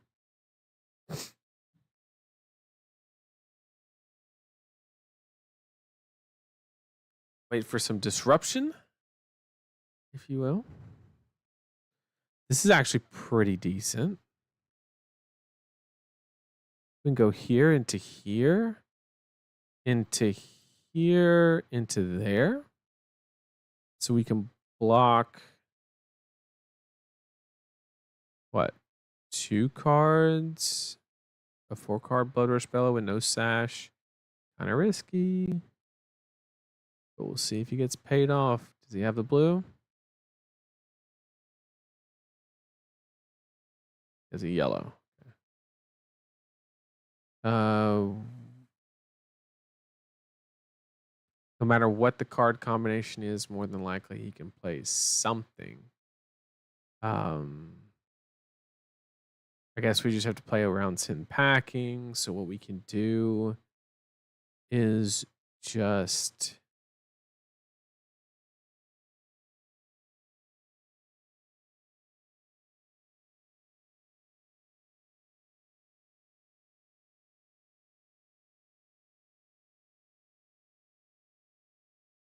I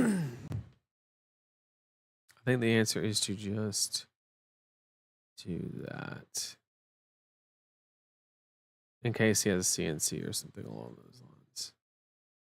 Okay, so no arsenal this turn.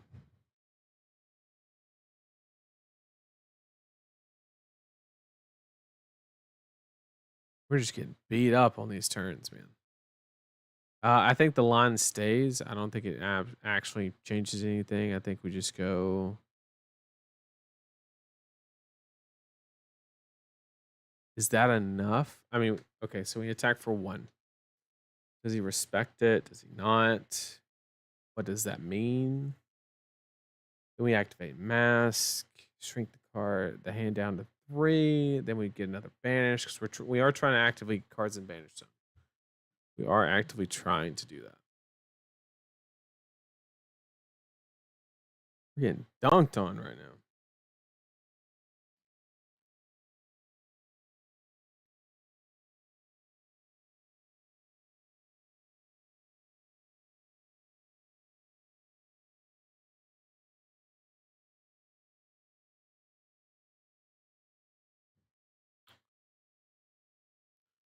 Yeah, I know Leave No Witnesses isn't that exciting in this situation, but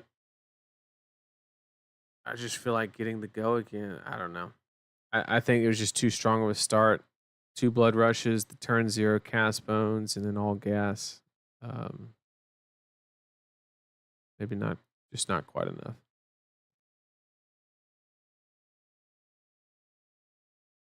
This could be anything. So, like, if he just throws Bone Breaker here, he gets hard punished if I have anything.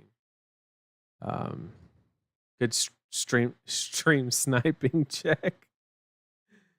I think throwing Apex and Flashback here is like respectable, right?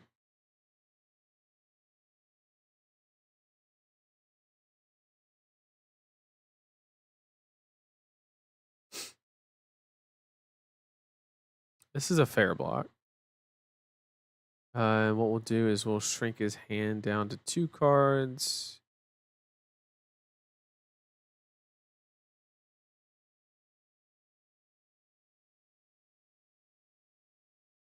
So I guess, okay, so here's the situation. When Fleshbag resolves, it's either going to, if he banishes the chi, it's like bad because I can't arsenal it, right? But then I guess in that situation, I can always just new anyway and maybe banish a card off the top and play it.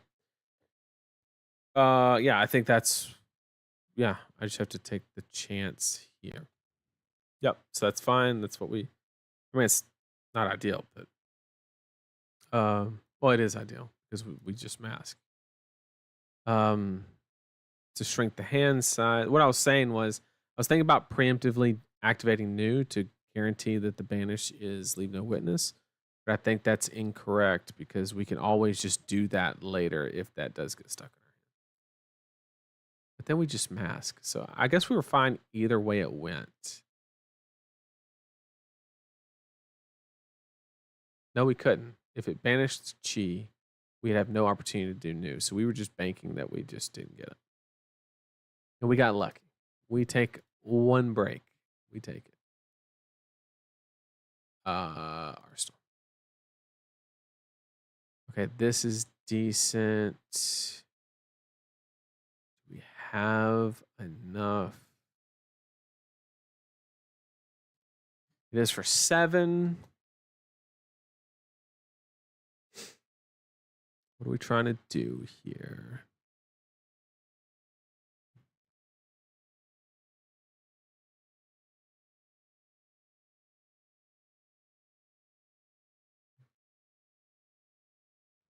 I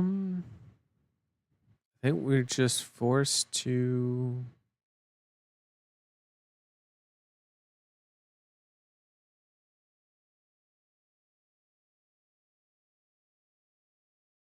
I don't really think we have any choice.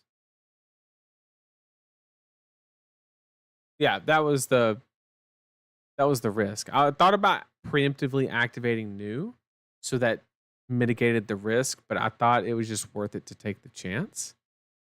It could be wrong. Could be wrong. So here we definitely have. We can arsenal the bonds by tunic countering in the venomous bite on the leave no witness. We can bite into witness into venomous bite. We have a lot of options here that we can do. We cannot turn on bonds. I don't think, right? We can. I guess we can, because what we can do is we can play bonds, tunic counter, stiletto. No, we can't even. We would have to activate flick knives, is what we would have to do. Which, is it worth it? Have go again, and we can always follow up with that. Maybe it is worth it. Fuck it, let's give it a shot. Playing Leave No Witness without an arsenal just feels wrong. And he's kind of low on armor, so.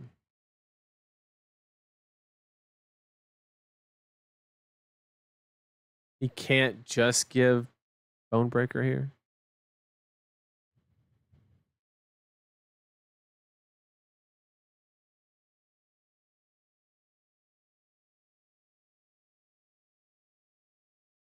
So I thought about that Leave No Witness line. That was what my knee-jerk reaction was bite and then use the floating to pay for the bite on the Leave No Witness. But here, I think we just get so much value by. Well, one, he's just going to give us that much value, right? He's going to give us 3 cards worth. And now we can just stilettos into the Leave No Witness, get a free banish off of the top, and then arsenal the venomous bite while we have some amount of tempo, right? And a blue to play for later is basically what was. So I think this is okay.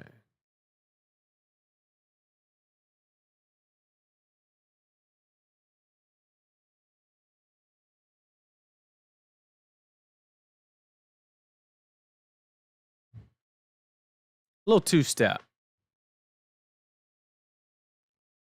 Not a blue, unfortunate. Okay, pretty good hand as long as I can figure out what the fuck it does. We cannot turn on the transcend. That's pretty obvious.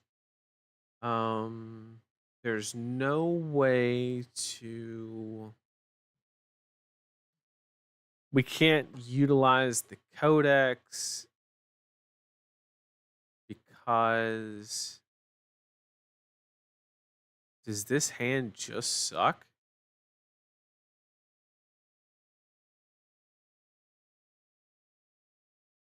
It looked so good. Because we can't react on anything. We could play Siren's Call, but like.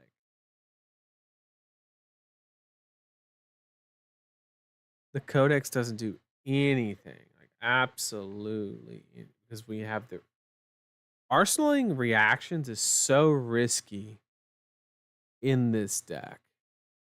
I'm beginning to realize that. It's like really risky.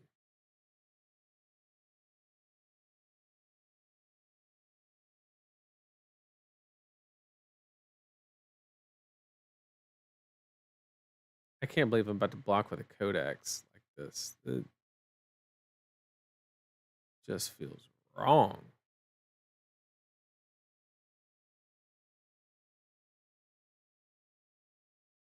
He did discard his last bellow, but like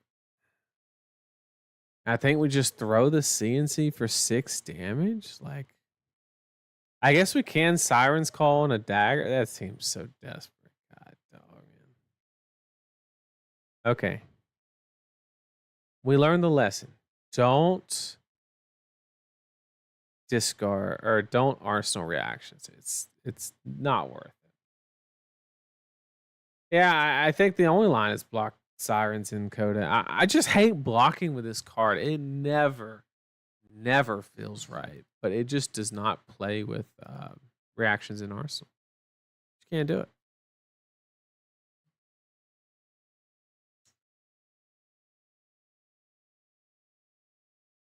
You can't codex into CNC because I have an Arsenal. I can't get anything.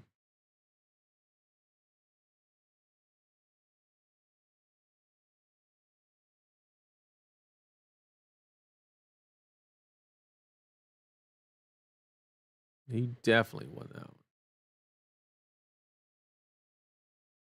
one. Swing dagger. I can't play codex.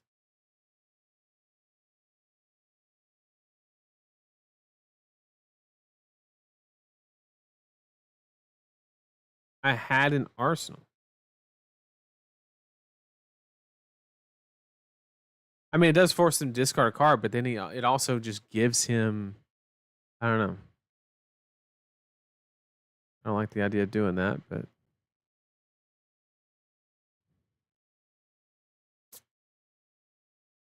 okay. I think weakest link is the highest priority here, so we block like this. Let him see the hand. Play weakest link. Hope he has all the bear fangs and the wild rides on the planet.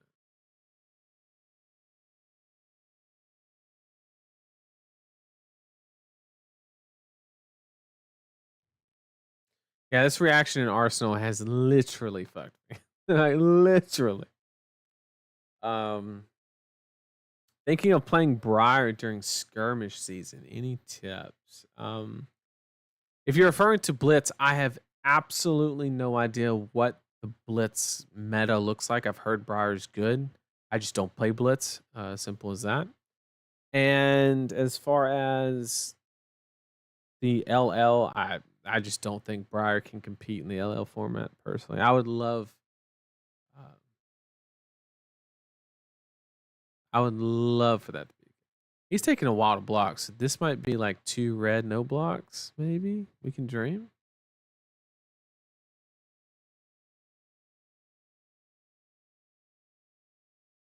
One time, just pitch 2 reds to swing claw. One time. One time.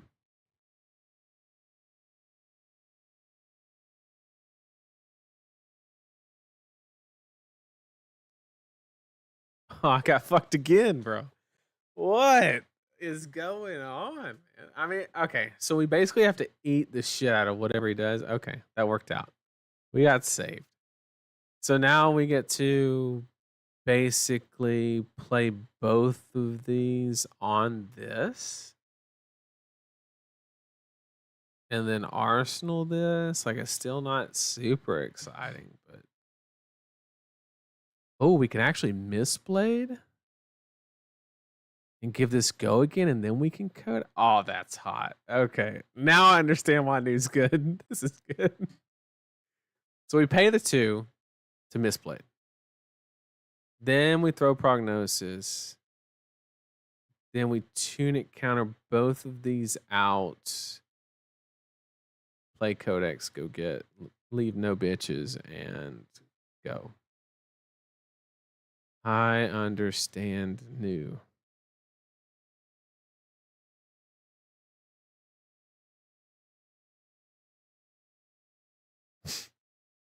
Now we just need chain disruption for approximately 7 turns in a row. That's all we need. Just rip the blue cards out of his hand every single time.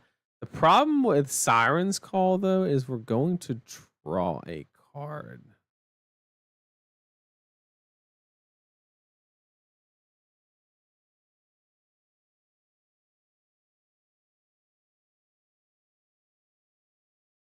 Okay, so now Prognosis has go again.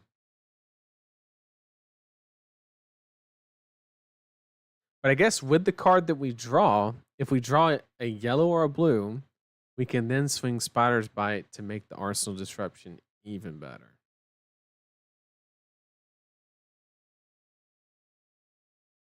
Okay, so let's take a look at the hand first before we make any decisions. Okay.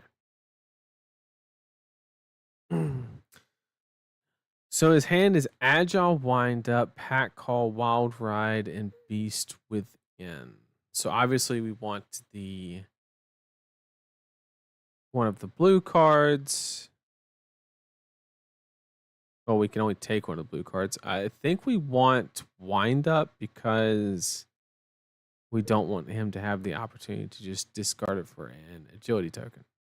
But we also don't want him to have block value either. So I guess we will take the Pack Call. And then we did secure the blue. So then what we get to do is, well, we'll let that resolve. Shows the top card. If it's a 6, it goes to the bottom. Okay. And now we actually get to save our tunic counter is what the final result ends up being. Because we pitched the blue. Play the Fang Strike. And now, actually, we have the option to either Spider's Bite into Leave No Witness, or we can just CNC. The choice is ours. I guess it's going to depend on what is on top. What was it? Reveals Beast Within. So Beast Within is on the top, and so we get to basically banish 2 yellow cards. Right? Is how that's worded. The same color, yeah. So we'll banish the wild. No, we take the Beast Within. Yeah, this is good. Because it blocks is what we want. We take the Beast Within, put it in banish. Okay, now we know he has a 3 block or a 2 block and a no block. And so what we do here is we can Spider Bite, Codex into, I think we take Leave No Witness over CNC because we get the extra banish to possibly get more blue cards. That could be wrong. Maybe you take the damage instead. You don't take Weakest Link because he can discard the no block. That I know is incorrect. I think we just push 1 more damage and not worry about the banish because we already have some blues. So we have to work through those. So let's just get 1 more extra damage with the CNC.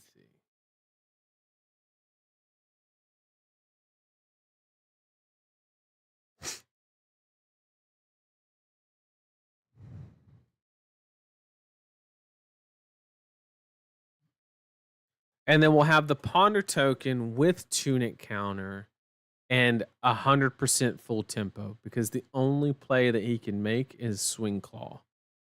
because he has to discard, and he could theoretically just eat 6 and then arsenal, or eat 6 and swing 3, or whatever the case would be. But overall, really good turn simply because the Mistblade hit. And I knew it would hit because he had to give the whole card for it, and you just don't beat New by blocking daggers with cards. So Bare Fangs, so that means Wild Ride was discarded, so that means this is a Agile Wind Up Blue is the final card in his hand. So he's probably just gonna discard it on his turn.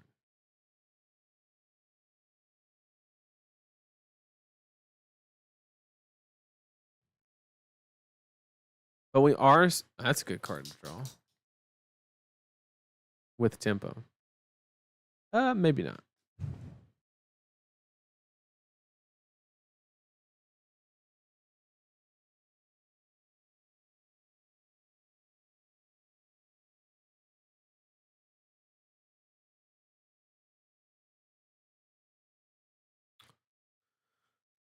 Okay, so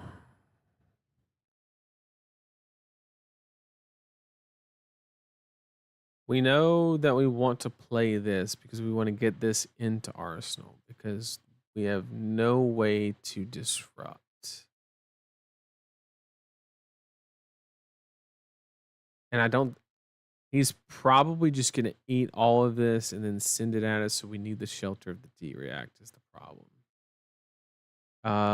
So what's the most efficient way we can do this? I think it's going to be E-Strike Go again, play Sedate, Tunic Counter, Venomous Bite is looking like the answer.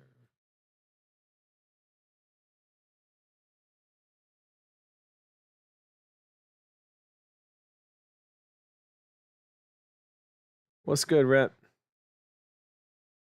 Isn't it Beast Within on top? So if you don't leave no witness, no, it banishes the top.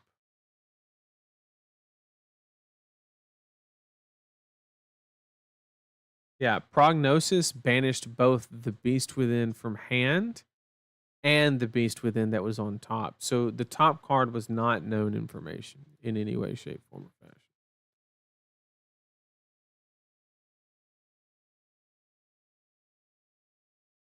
At least we'll minimize the damage by forcing him to play it all out. I don't think it's going to change anything. I think he's planning on playing his whole hand anyway, but at least we get to shelter some of the damage.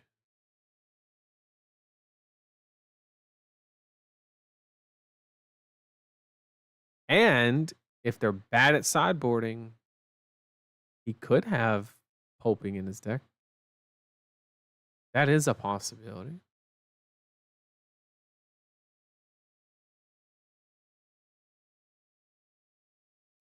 Mighty Windup into Assault Battery. With Go again, Reckless Swing. So maybe into a Claw? Don't particularly know. Sedate's the weakest card in the hand, and we want to like actually push something. This is the most valuable in the hand for sure. So maybe we sink Sensor.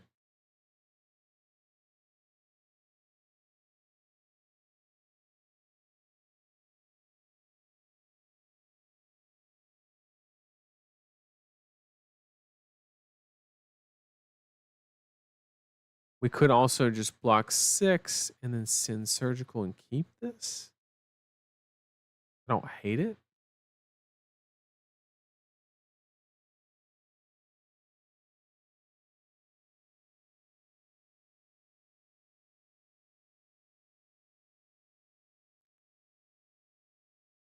Cast Bones.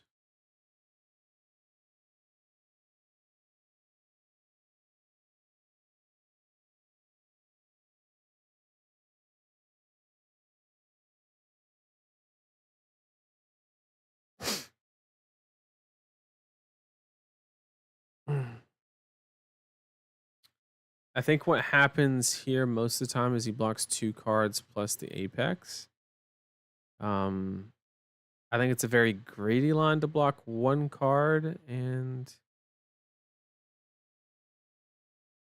or just take it. Okay, so we have Bear Fangs. We have a whole bunch of Might tokens, so the Sin Packing is actually scary as shit.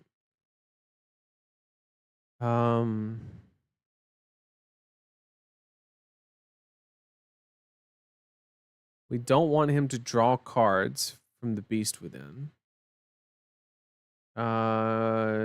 He if we get rid of the Bear Fangs, he can claw into attack.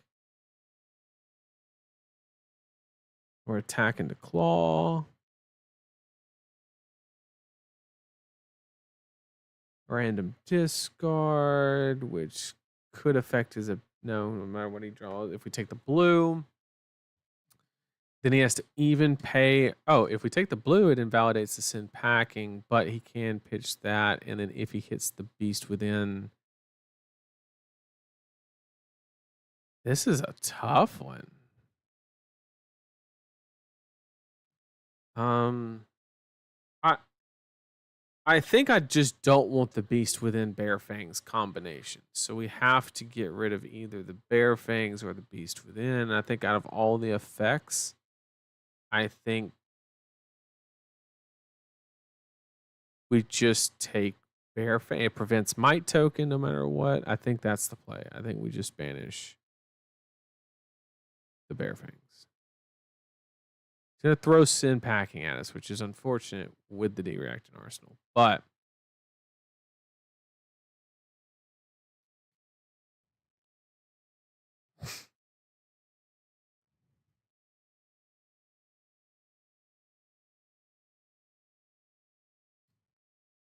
and we know we have 3 more coming. Is the problem.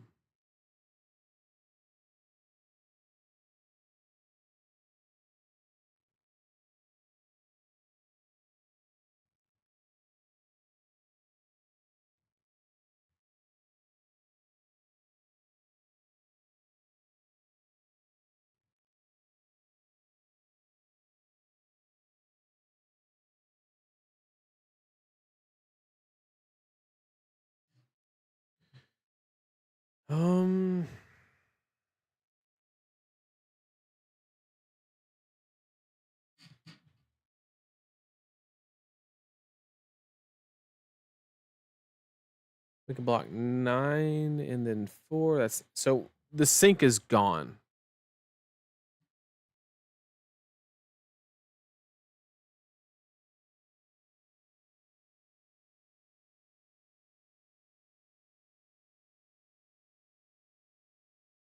Sink is gone. Shouldn't even think about it because we can block 4 and then 9. That's 13. So because we drew the Transcend card here, we lose the sink, which is super unfortunate.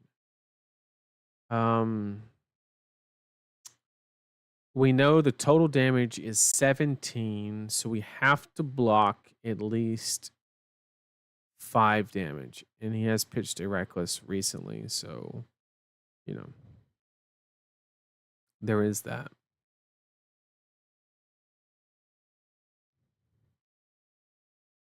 So what if the only out is here and here? That would be, we take 8 plus 3, 11, go down to 2. And then we have the problem is we don't have a way to gain go again. So actually we block here. Because we need to blade into Prognosis, giving it go again if he lets it hit, and then we have the ability to flick knives the Mistblade again, right? Is on the active chain. Yep. So we can flick here, which gives and we attack him twice. That's the line.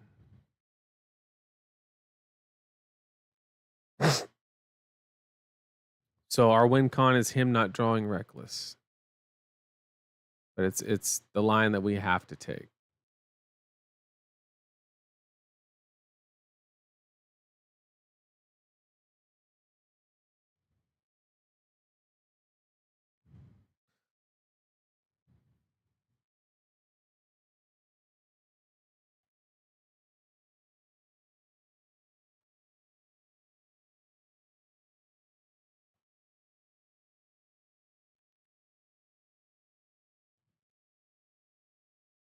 I didn't calculate that. I thought for some reason it had piercing. So I should have swung Spider's Bite, is what should have happened.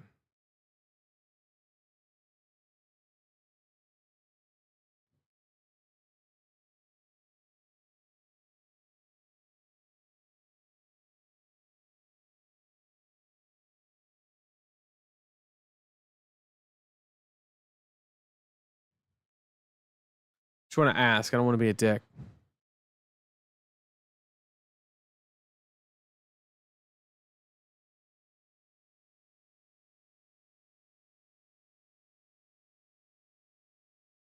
So this way we can at least flick the misplayed here to give this, to guarantee the way that we have to produce enough numbers to where we can't, I mean, we can grains it, but then we haven't played a blue. And the whole point of this turn is we're actively trying to activate new and get a card out of his deck, basically. So here he basically has to give me another card here, right? And then we grains and send like another 5 at him.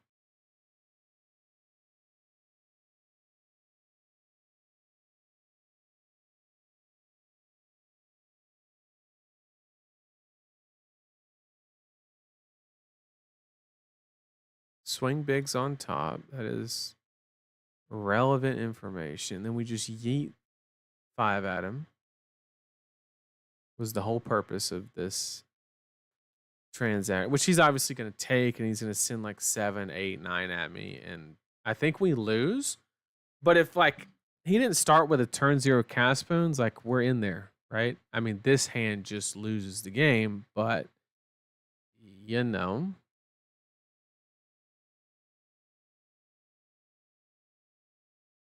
What are we hoping for in this situation?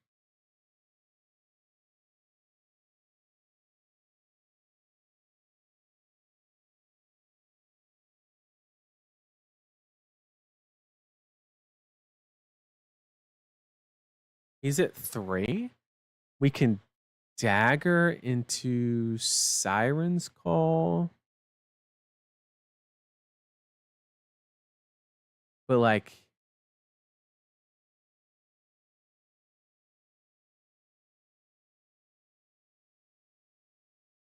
if we rip an attack, then it turns on Flick Knives. Oh, we have to get lucky.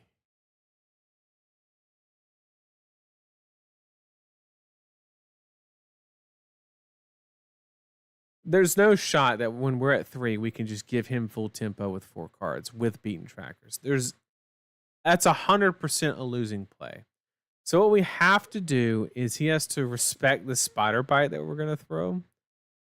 And we're going to take another card out of his hand, hopefully like his only blue.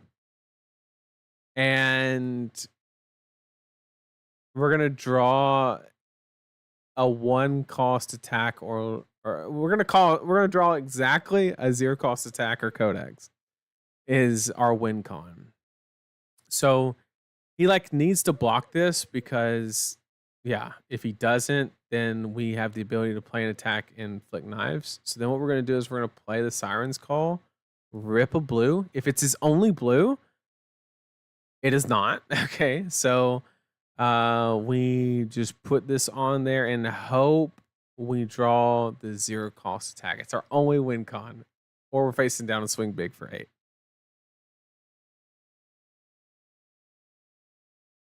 That gets a card. We take that, right? Because we play this, and if he does not block it, we flick knives. That deals 1, and it goes to 2. GG. Let's go. Let's go. Turn 0 cast bones. Turn 0 cast bones, and we found the out. Oh man. No, because like that's fine, right? Like no matter what you always play that there because he has to block it, right? And if he blocks, the only thing that he can do is claw.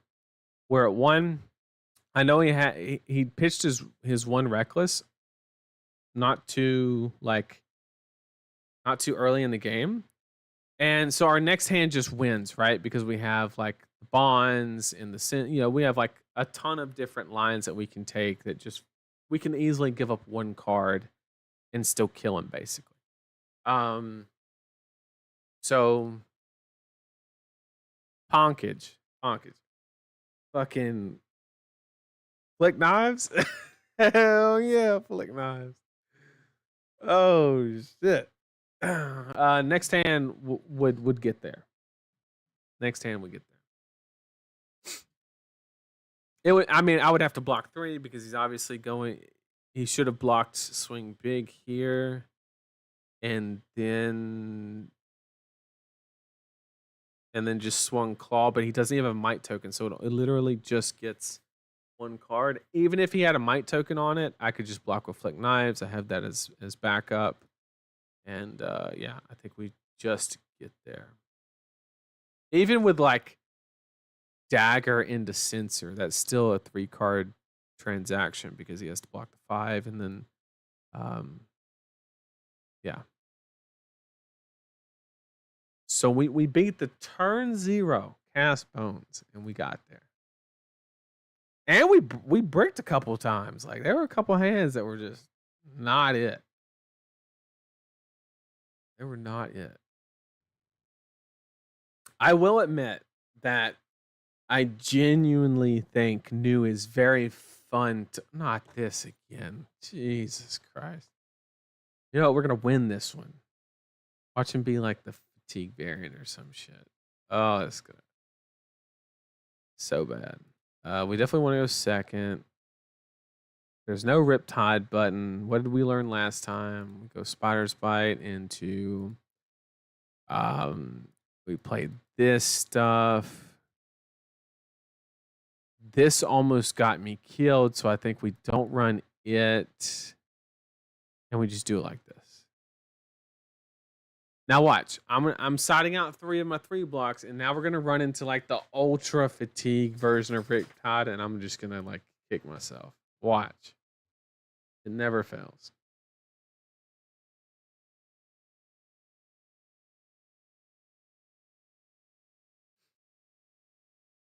Maybe Stilettos is actually better. I don't know. I don't actually know. Okay. Driftwood Quiver. Death Dealer. Perfect horse on the bottom of your deck. Okay. So he doesn't have Abyssal, which means like I guess we can fatigue.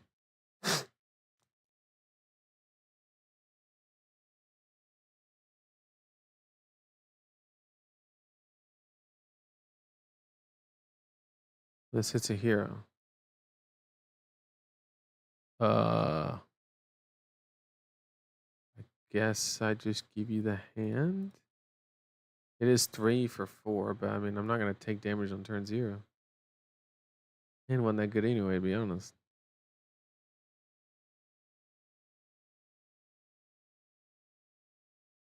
This hand not bad. This hand not bad.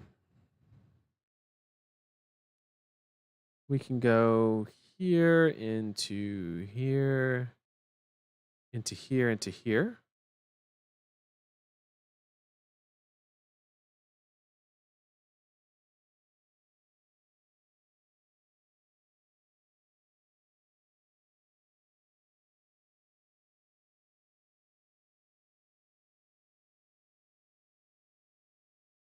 We do get a courage and a quicken. I just don't know if it's that worth it.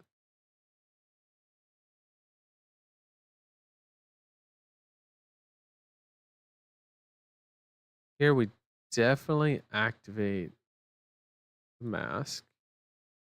Just banish a card, get a card out of his deck. Honestly, I think if they do fat deck, I think mask is actually the win con. I think you're supposed to play slow, try and just transcend without taking as much damage as possible, and try to get the card advantage in that manner. I think is the way you're supposed to play this matchup. I'm not entirely sure, but that is my belief.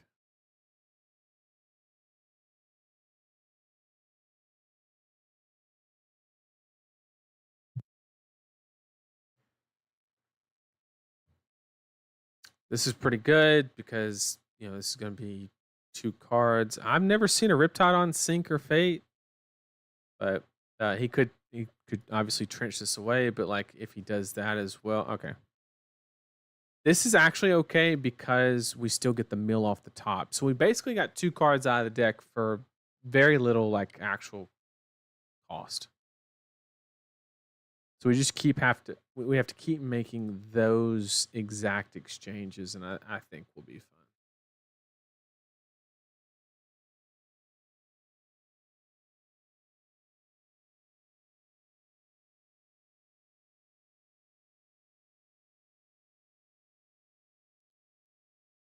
Sleep Dart, we don't really have a hero ability, and he is going. We need to load up for. We only have one. We need to get one more, preferably kind of early on the.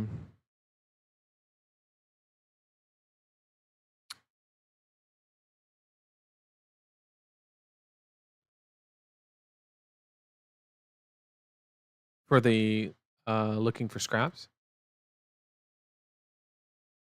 So I'm just gonna send 7. And so I really wanted to block with the E-Strike, but we're just gonna wait for him to Arsenal and try to leverage that good old card. I could have taken 1 there, Jeff. I mean, that makes sense. I mean, I'm trading the 1 damage for a card and a courage and a quicken. Problem is, I just don't know if I would be able to utilize.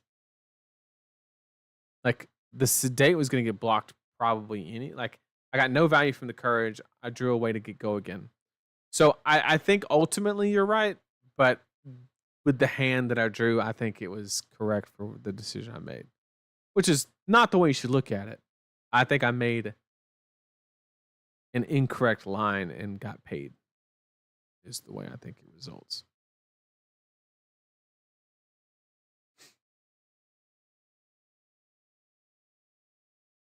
Okay, so we got a fat arrow.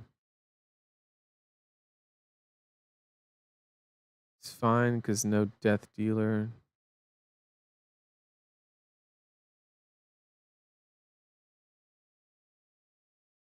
Once again, we're just trying to look for our transcend cards and try and make up with those trades. We're gonna lean on mask. We're behind on cards right now, but I think with mask, I'm pretty sure we can get there.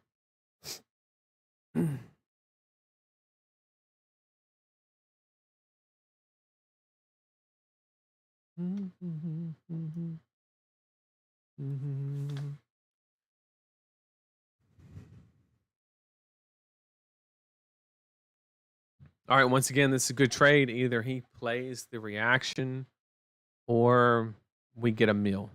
And we take either one of those scenarios. Yep, we got the mill. Easy. Okay, so here we're just trying to do the same thing. We're just trying to get mask online in the most efficient way possible.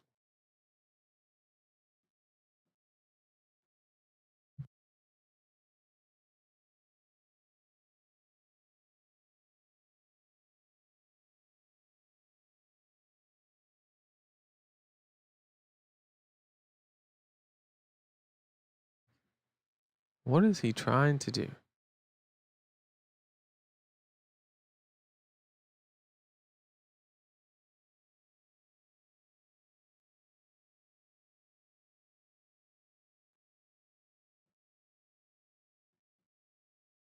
Is this dude okay?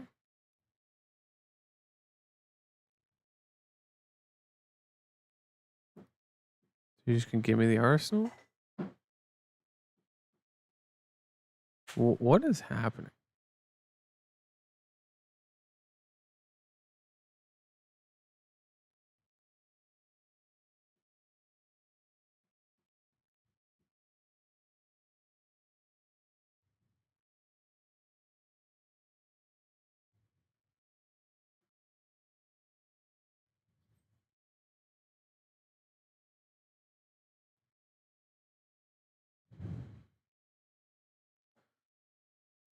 Okay, this actually is a relevant on hit.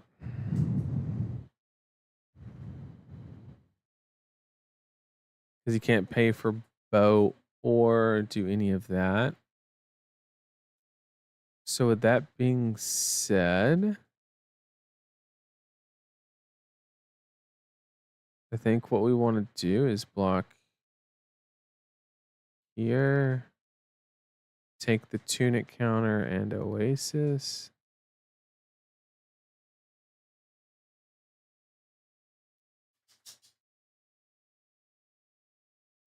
That forces that card into arsenal, which brings value here. And now what we get to do,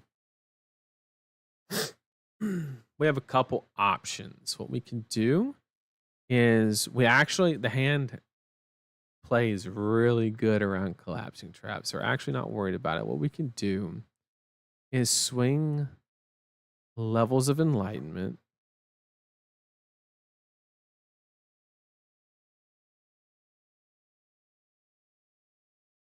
Go ahead and play homage. No, because we don't want to new. So we're actually just going to leave it there.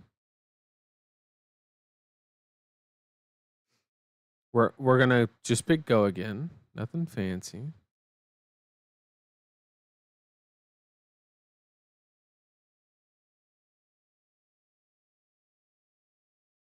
Because we actively just want. The unfortunate part is like it really sucks if it, okay, that one's fine. We take that one. What we did not want to see is the what's it called? The tar pit trap. Tar pit trap there would have actually been just horrible. But now we get the card out of his hand. Collapsing trap, like I said, we played around it literally perfect, because if he would have played it, we then just respond with that exchange and we get it out of our hand. It doesn't actually do anything. But more importantly, that is a card that we can play now. On defense if we draw like a chi or something. So that is actually going to help us fatigue him. Oh, wait, no, we can't play traps because it has to. Yeah, we can play that one, right? Doesn't have to come from ours. And yeah, now he's kind of shields down because he's facing down a CNC 4/5, granted, but still basically going to force all the tempo. We know this is a zero cost arrow because he shot the Bolton shot and kind of wanted to load it, but we might just get it anyway. Or free damage. We take either one. We want to get those cheese back into our hand as quickly as possible, so we're just going to cycle those back.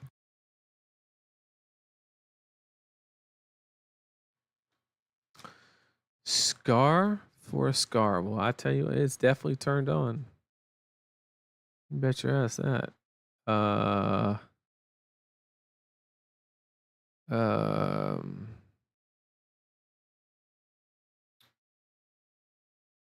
Yeah.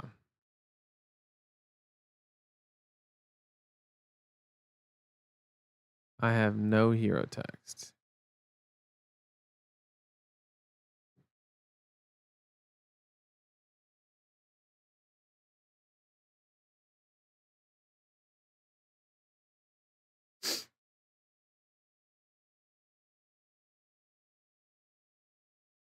I don't understand the point of quiver.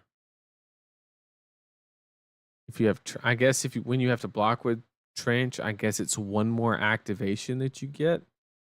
if you're like in that situation where you get stuck.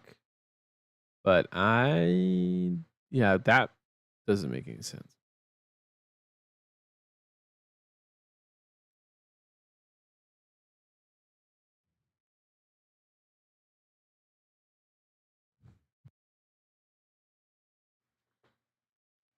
Once again, we're just trying to flip all our transcend cards and then just mask every single time we draw them. And that's how we're going to catch up on deck count. Cards like this doesn't hurt if we draw the right gas, but we'll see. Inertia, that's actually okay. This isn't like the best arsenal on the planet, but good inertia trap.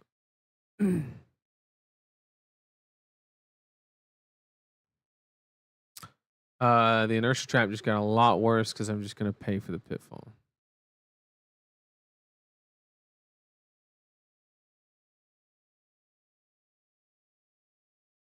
So I got 2 value out of this anyway.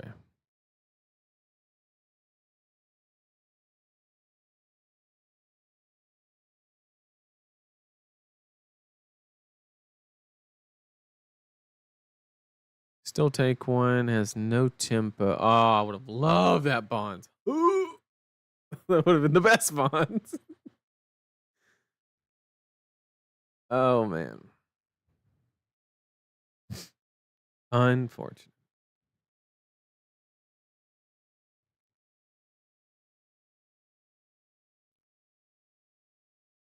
Falcon wing, bro.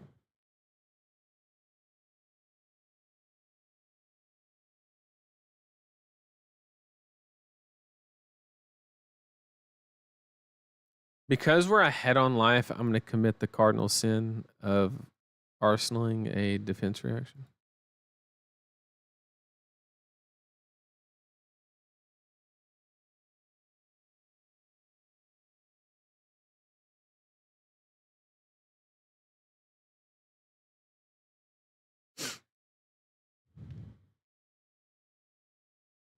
But this forces 2 cards worth of tempo, whether he decides to give New Horizons or not.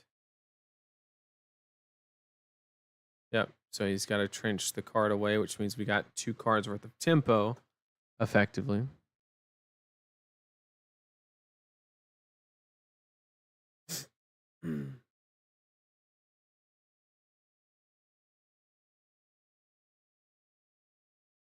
Or just don't trench. Okay.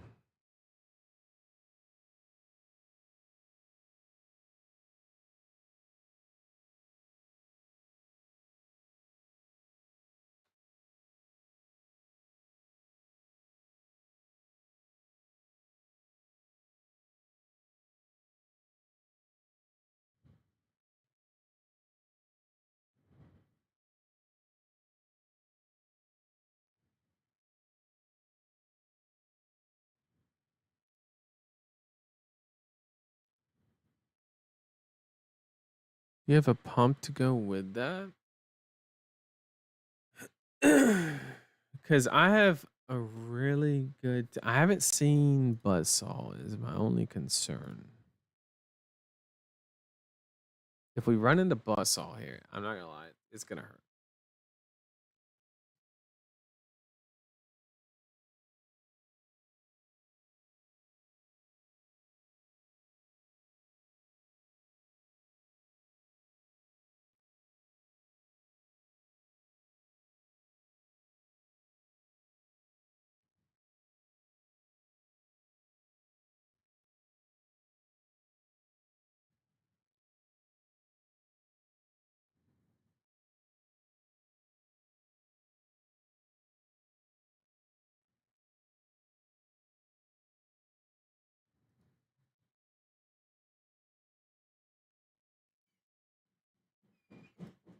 This hand just does too much.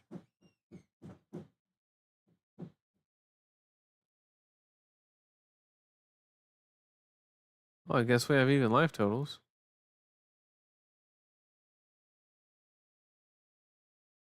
Hand's just too good. Send me the bill.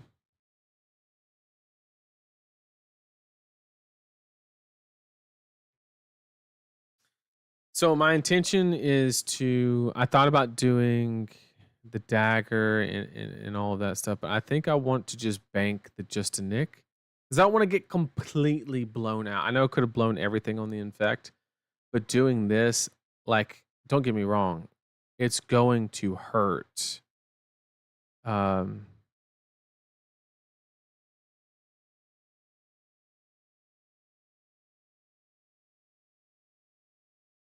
if he does have the buzzsaw here, but like hopefully he doesn't.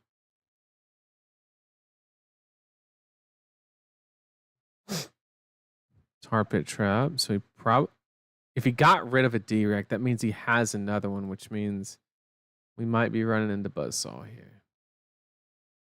But I don't have a choice to play at least this out. I have to play this.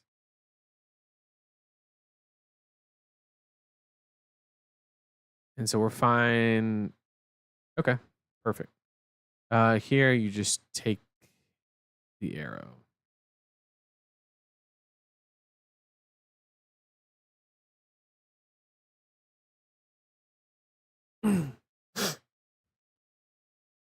And basically now we are even on deck sizing and we have full tempo and a life lead. It's kind of like the way it's starting to work out. Okay, now we have a couple options here. It's unfortunate we haven't blocked with our stilettos yet, but basically we're going to miss blade and then double nick sedate into a codex. But even if this didn't hit, we had the stilettos as a backup. But this play just means we get to save our stilettos, basically. Because now it has go again.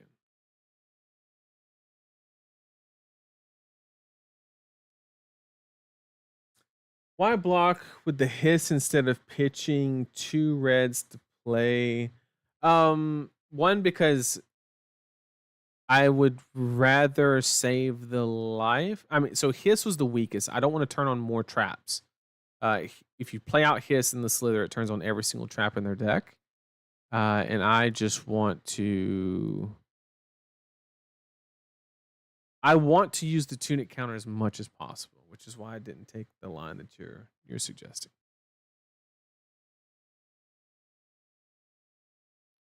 But this is going to give inertia, which gets him off of an arsenal, and it's going to mill 2 cards.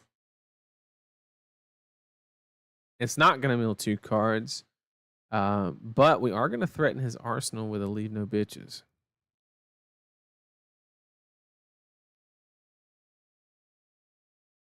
So gimme, gimme, gimme on that Lace of Frailty. But we still got some damage.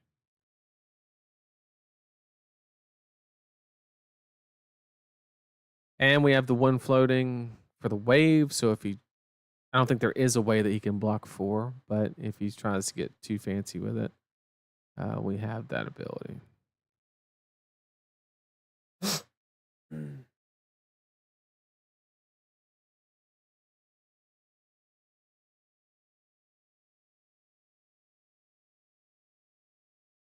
Chat, during that KO game, we were actually down 39-16 during the KO game, and we won.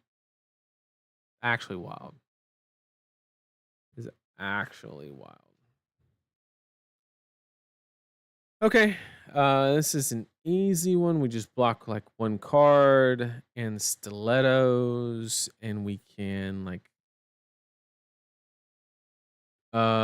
sedate, venomous bite, pitching a blue, floating 2, codex CNC is the line. So we want to block 4 here.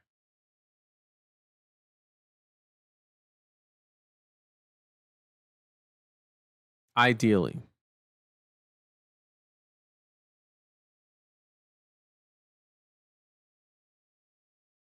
Okay, so this is the absolute most obvious rain razors on the planet. Which means if it is rain razors, the on hit actually does not matter. So we just let it go through because he can reload off of playing the actual rain razors.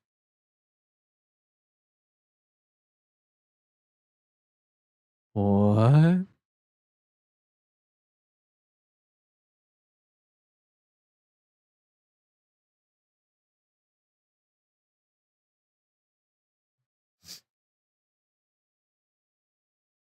Oh, you got me. The win. Well, right now it's 1-1. Right now it's 1-1. You're right, though. You need to update that. What do you play? Codex? Codex. Oh, we won to block 4. Look at that. It's perfect.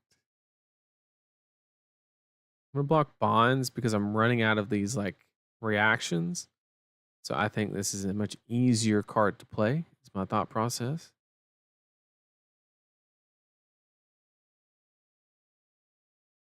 We get to stop the on hit. We still get to do our play. It's less exciting because for obvious reasons.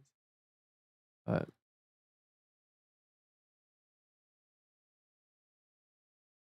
sit for 0.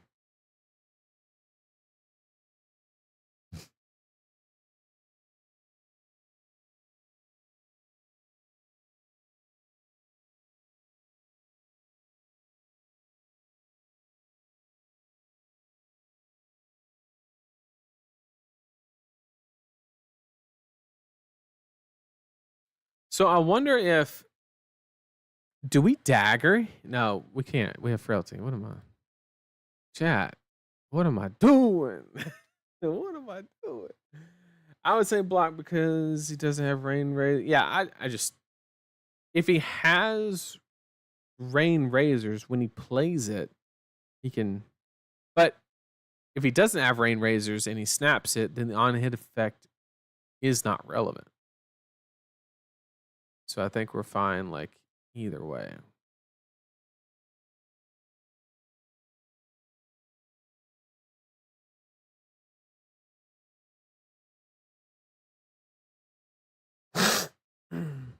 Lethal?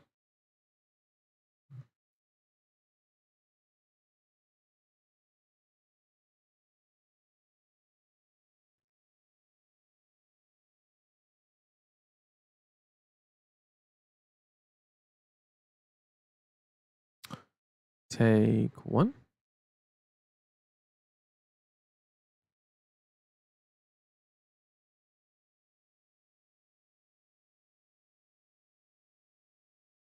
Codex. Go get CNC. Tunic counter CNC. For 5, but in this situation, unless he has 1 attack double pump, there's no real difference between 5 and 6.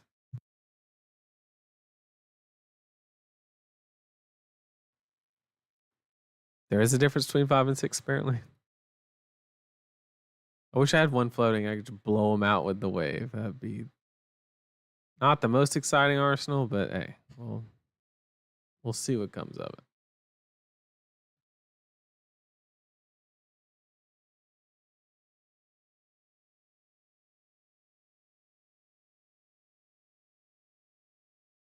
No way.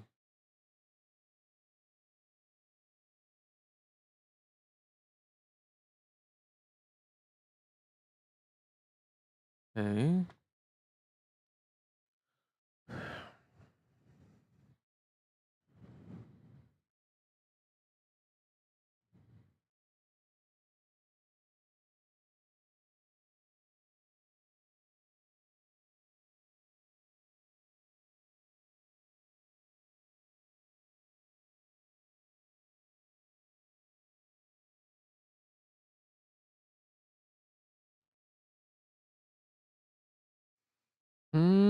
I think I give Tunic here. I think we go Tunic, Sink, ditch the Oasis, and try to get something that presents a little bit more pressure. That is the very definition of that statement. And then we just kind of take over tempo and start taking the lead on deck sizing as well. And then also any given moment, you know, just dot a reaction kind of situation. But can't kill me with traps, you know. You know what? I'm actually glad that happened because I don't want this MR, so being honest.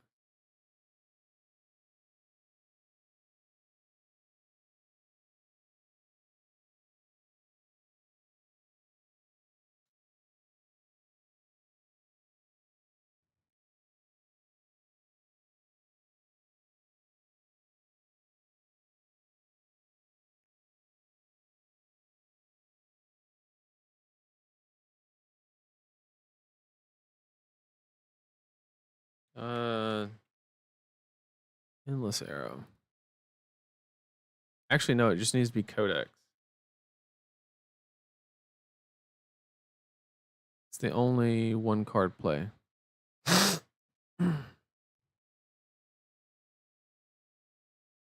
That's like I mean, he could like scar or rabble, but I just don't give a shit about that. I do give a shit about codex, him get another arsenal, send a 0 for 4. You know, we don't want him to play codex. That would not be nice. Here we have I think we just pop a silver because like there's no reason not to. It's basically free to do so. Okay.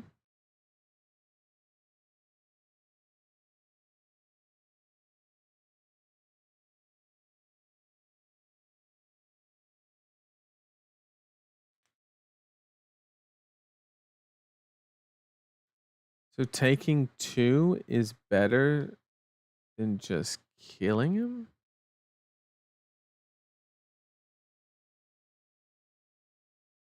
Oh, yeah, the wave. You got me. You got me. Yeah, I don't think there was any way we lose this game either way. But yes, you're correct. I could have threatened lethal 100%. But here it was basically dagger, over pitching the sink below, go get CNC, and then it's literally like 1-1-6, no traps.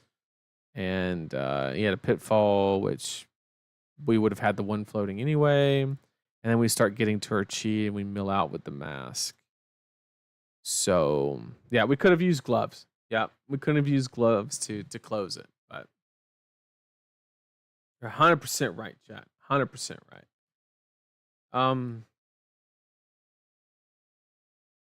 So yeah, that the Riptide games were like they were like the first one, obviously, like the dread board. I run 3 D reacts, 3 sinks, and every time I drew one, it was just like crippling. But got it kind of close. And then this one, obviously, it wasn't close. But there's a lot big play difference there, obviously. And the KO game, though, that was one of the most fun matches I've had in quite some time. Like it felt like hopeless. It was 39-16, and we clawed it back. We had a decent chain of disruption to keep it going, and we got there. Only activating new one time, I think. Pretty sure. And maybe twice. Tops twice. And yeah, turn 0. Cast bones. We got there. We got there. So yeah. That was a really fun match. I'm gonna go back and watch that one sometime. That was a really good one. But yeah, thank you all for joining me. I really do appreciate it. I think I'm gonna call the stream there. I've been going almost 3 hours, so voice needs a little break. I swear, Nathan, try it. Look, it's a lot. Playing games on stream is like It's tough. Like, you're trying to keep track of chat. You're trying to me, because I have shitty internet, I'm trying to make sure my frames aren't dropping and trying to pay attention to the game and just, make sure my hair looks okay. No, I'm just kidding. But yeah, it's just like keeping track of a lot. But no excuses. I gotta play a little bit tighter. But in my defense, that was like literally my second time ever playing new. I think I did one. Did I do a stream playing new? I don't remember. I think Josh did. Um, yeah, I think I've only played new. Am I capping? Who did I play new against?